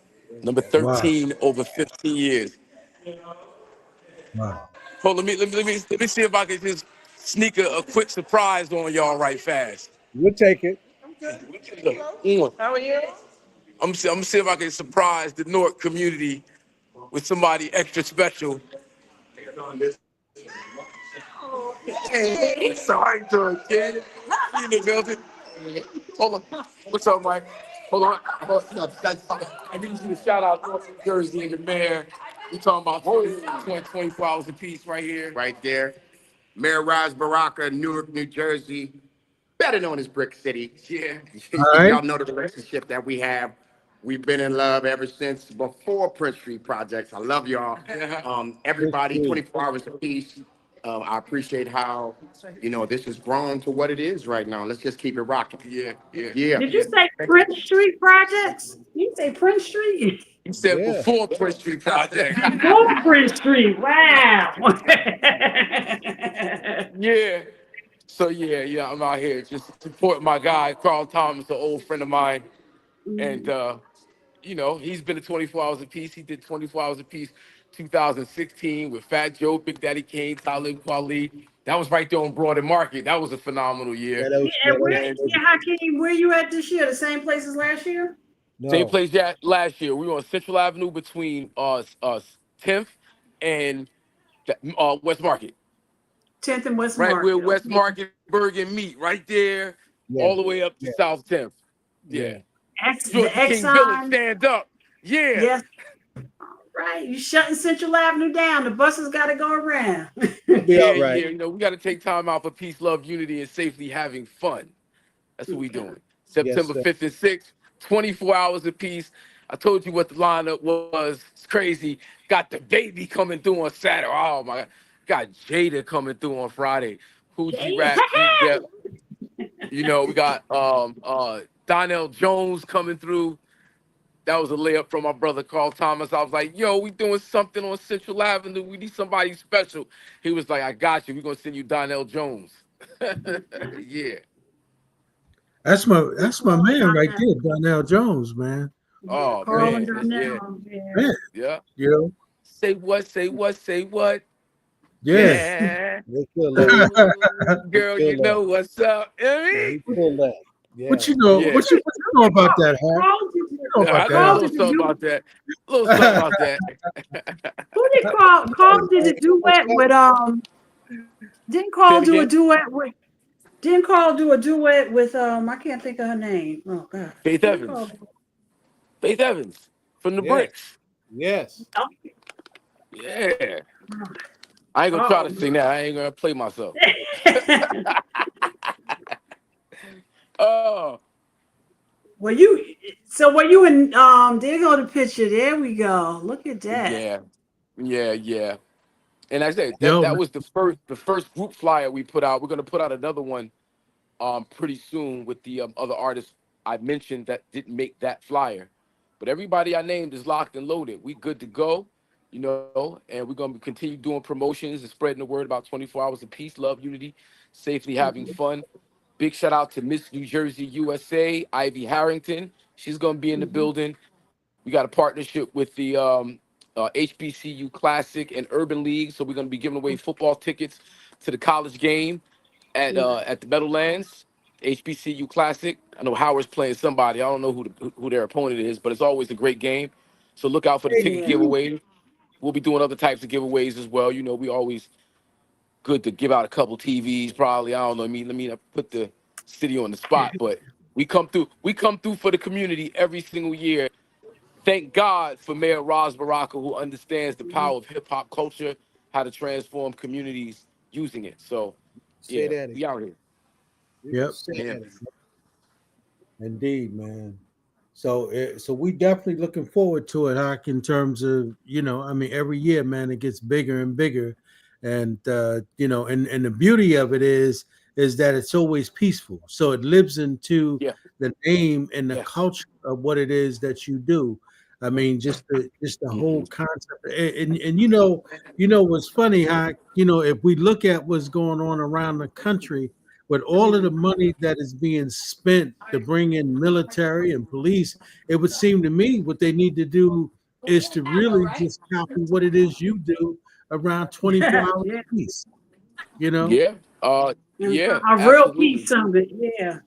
Yeah. I mean, we just learned from our big brothers and sisters, KRS-One, Chuck and them, Miss Melody, rest in peace, MC Light, when they did the self-destruction record back in the day. We need And one they for had this to period. stop the violence movement happening, so we That just was took a page huge. from them. Yeah. Yep. You had we all in the same gang on the West Coast, and we seen crime and violence in our community drop tremendously because the cultural leaders were representing the right thing. So that's where I Right. get my lessons from, and I try to just exhibit that.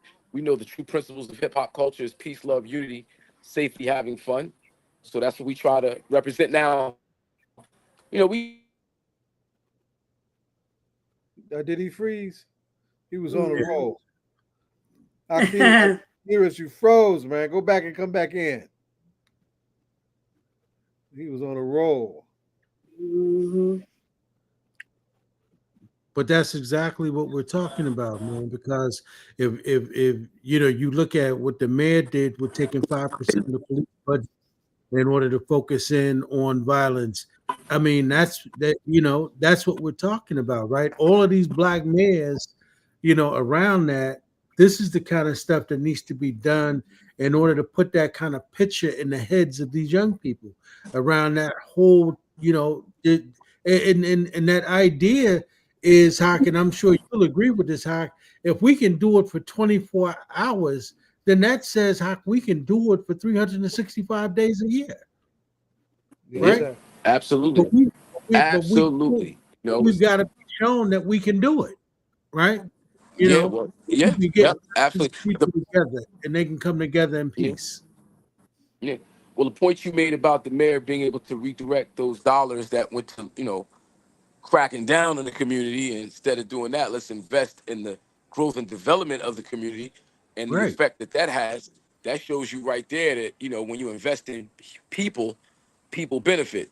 Our greatest resource is human resource. So we got to invest in the human beings around us. And the mayor of Newark, New Jersey does a phenomenal job in doing just that. And 24 hours apiece, I call it the commercial, because as artists and entertainers, we know we're thought leaders, but the real work is being done 365 days of the year. So big shout out to the Office of Violence Prevention and Trauma Recovery. Big shout out to the Brick City Peace Collective. A big shout out to Deputy Mayor Keisha Yuri. Big shout out to All Politics Are Local.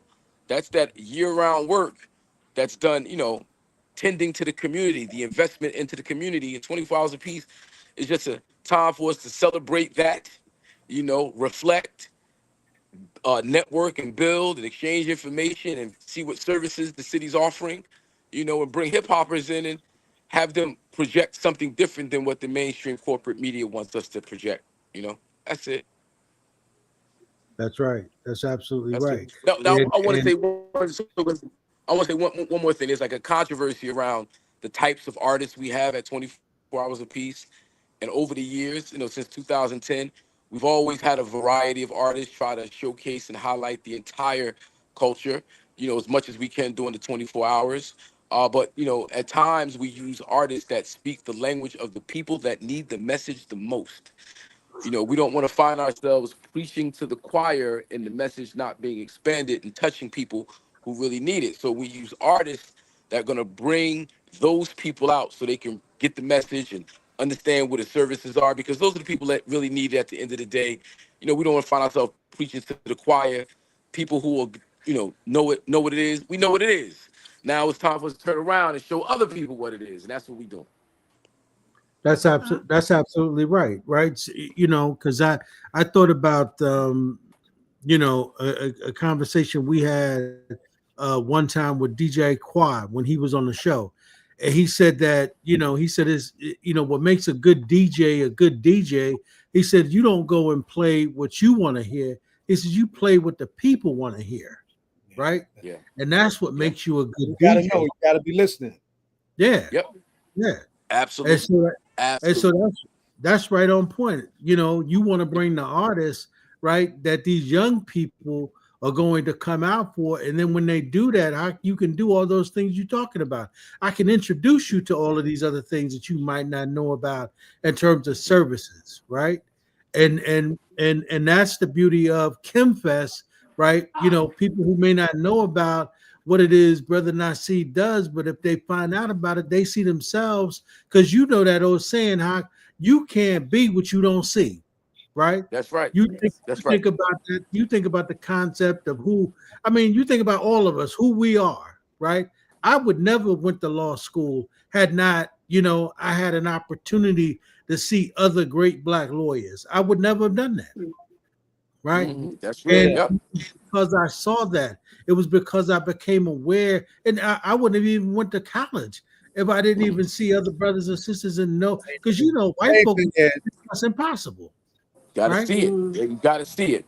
Seeing it They is a make very you think important thing. more. Being able to focus on something greater than, what they would like us to. Right. But hey, listen, guys, I'm gonna bounce. Well, before I you know I'm go, gonna be in the building Hakeem, next week. Say it again. before you go, Naseed, before you go, I connected you and Naseed, and hopefully you can get 2 tickets to donate it to go to the Wakanda Fest that you can give out 24 hours apiece. So make sure you guys connect. Will do. Thank you, Donna. Okay. All right. Peace, everybody. All right. Wakanda ball. Wakanda ball. At Khemfest. Peace. It's been a hell of a Yeah. show.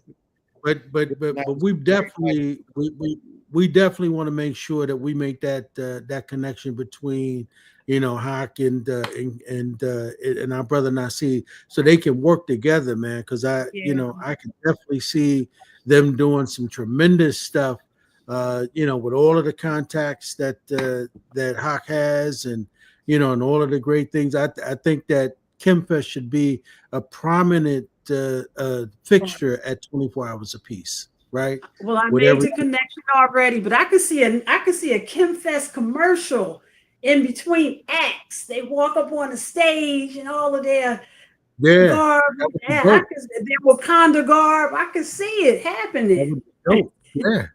Yeah.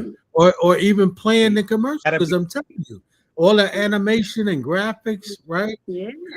I mean, all that would work, right? Because Naseed, you did at Khemfest last year. Remember you had the intro, you had an event last year. Like if you came early, remember you had somebody there. They did like a big production at Khemfest last year. I can't think who it was. And you had to get a ticket to come to it.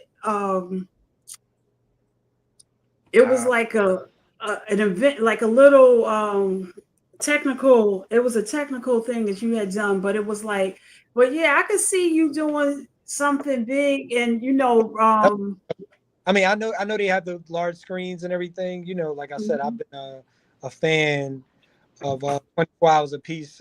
Just being able to, like I said, seeing the community come together and George Clinton with Parliament, he was kind of futuristic. Is there any hip hop artists that's futuristic like that? Oh yeah, well, you just named one of them. I mean, when you go to the the Afrofuturism exhibit doesn't exist no more at the African American Museum in Washington D.C. But when they had it, they had Brother George Clinton, they had Outkast, they had Missy Elliott. You think about Michael African, Mom just say African Bambaataa. Yeah, African Bambaataa. You had Brother Sun Ra. When you think Janelle Monáe, who was super Principal Kafele, man. That is my brother right there. Great individual. And then also, like when you talk about from a visual standpoint, like Missy Elliott, Michael Jackson, when they did, like that was Afrofuturistic, sense of things. But yeah, they had all of those artists in the Afrofuturism exhibit. Yeah, listen, you just did a whole hip hop Afro. Yeah, you got to talk about that. A whole Afrofuturism 24 hours a piece. Yeah. I mean, with the sonics and electric guitars and all of that stuff, man, all of that part of, just hip hop is all in the fabric of the culture. We've always spoken, we've always been griots and storytellers, what's going on now, but reporting what the future could look like, So, I mean, that's all Afrofuturism Afrofuturism. It's just coming from our perspective and not allowing someone else tell our story. Yeah, Boosie Collins and them. Well, we at the top of 9 o'clock on another Friday, and we are getting ready for back to school, 24 hours apiece, and Khemfest and the Wakanda Ball. We did all of that tonight. Yes, So, Naseed, before you leave, is there any last thing you'd like to say? No, yes. I thank you for bringing this up and being able to provide a platform to be able to showcase, this greatness. Also, I am the co-host of a podcast called The Future is Black, where we talk about Afrofuturism and tech. When does it come on? Thursday nights at 8 p.m. Eastern Standard Time. And the name of it again is The Future is Black podcast. Love the name. That's why they're trying to redistrict all of these states, because that's what everybody's scared of. That's right. While they trying to ban it and rewrite history, we be trying to make sure that we add ourselves in there. That's right. I'm getting back to telling our own stories. Well, thank you very much, and I know your summer is wrapping up because the teachers go back before the students. Thank you, and please feel free to come back before the 24th. To come back again and let us know more. And I'm gonna go back and look at the trailer again because I'm excited about the movie you're doing, and let us know when you do your first casting call. You have some aspiring actors on this talk show. Okay. Well, the one thing we didn't know that Rafisa was his right hand, so she should be able to keep us totally up to date on everything. She's too busy, so we won't miss a beat. She in the background controlling us, so we should. That's right. Rafisa's a couple people right hands. How many right hands she got? She holding a lot of people down. She holds me down too on another front. In fact, next week we got another virtual conversation that we got to do for part of our centennial of Malcolm X. And what's the trailer again? I see people can see the trailer on YouTube or wherever. What's the trailer again? Yes. It's called Blacklisted Official Trailer. Okay, and it'll be available to see at the Khemfest. Yep. Well, brother Naseed, we appreciate you, man. We love you. We appreciate your work, my brother, and we ride with you, brother. You know what I mean? Nah, man. Thank you for having me, and I'm looking forward to connecting and building with each and every one of you. Everybody come out to Khemfest, September 25th through the 27th, man, in Newark, New Jersey, the ultimate Afrofuturism experience, where we're taking frame by frame our story unfolds. Frame by frame, yes, sir. We come. It is. All right, man. Thank you, brother Naseed. Thank you. Right. Take care. Peace. Yep. Peace. All right, y'all. We did it again. And Donna, glad to have you back, man. Like, where you been? Thank you for checking in. I know I had my family reunion, and then I started a new job, so that was just a lot overwhelming. But I'm getting back to myself, so I'm back. Thank you for checking in on me. Because Zaid had the nerve to tell me you was up in the vineyard partying. I was like, what? No, I wish I was. Yeah, this is August. That's usually that time of year, though. You know what I'm talking about. Yeah, and I seen that I have a couple.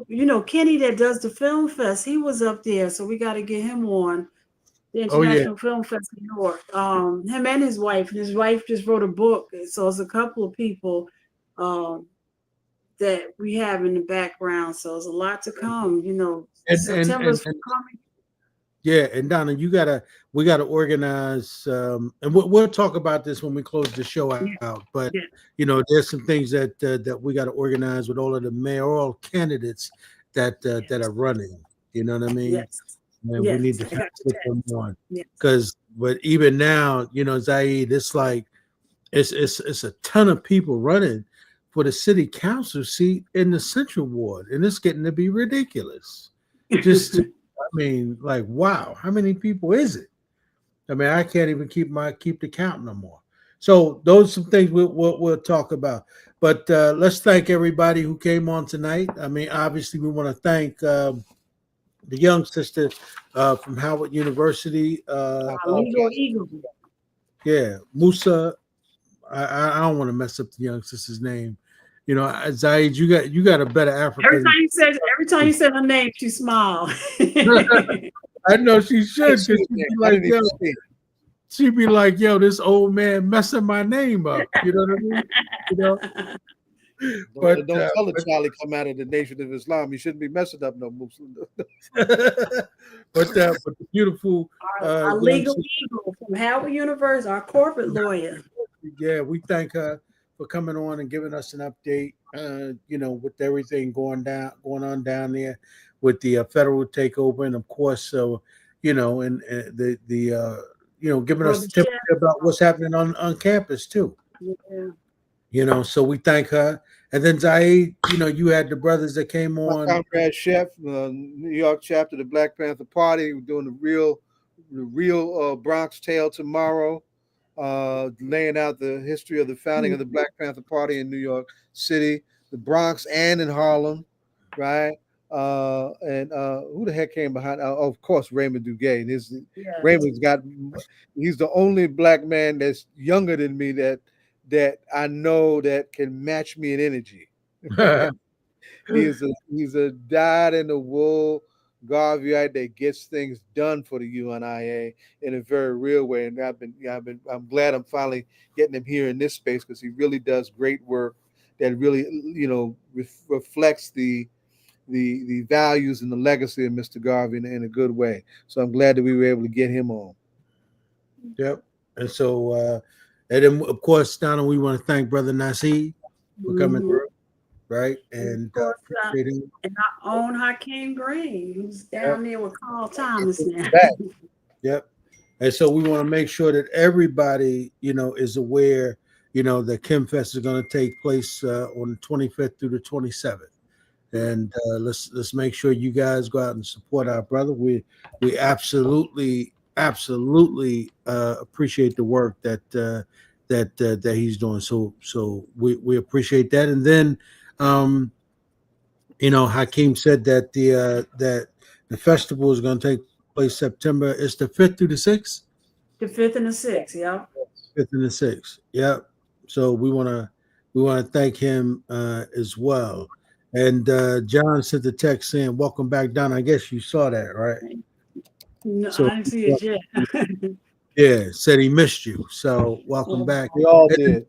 We want to say thank you to Rafisa in the back. You know, she's a quiet power mover in the city of Newark. She don't tell nobody about it, but I'm looking forward to when she stop being quiet too, because she's gonna be a force.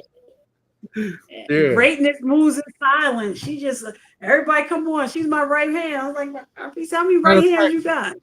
Matter of fact, Rafisa, why don't you come back on screen so you know, so everybody can see what a powerhouse is. The teacher of the year. The teacher of the year. Come on up front. That's Shabazz. She ain't cooperating. She's being the right hand. Probably working two of her right hands right now.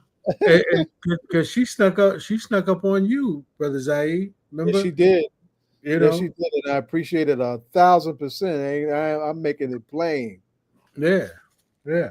So, but anyway, we thank you, Rafisa, for, you know, always holding us up. Thank you.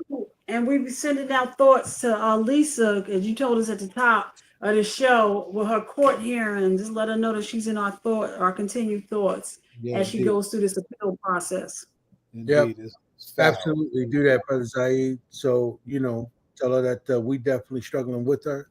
But again, you know, and before we go, do y'all remember that young girl named Dee from What's Happening? Oh yeah. Yeah, we her her rod. Yeah. I just want to lift her. She would want to be a veterinarian, Dr. D. She was a veterinarian. Yeah. And she was beautiful. She reminded me of my little sister.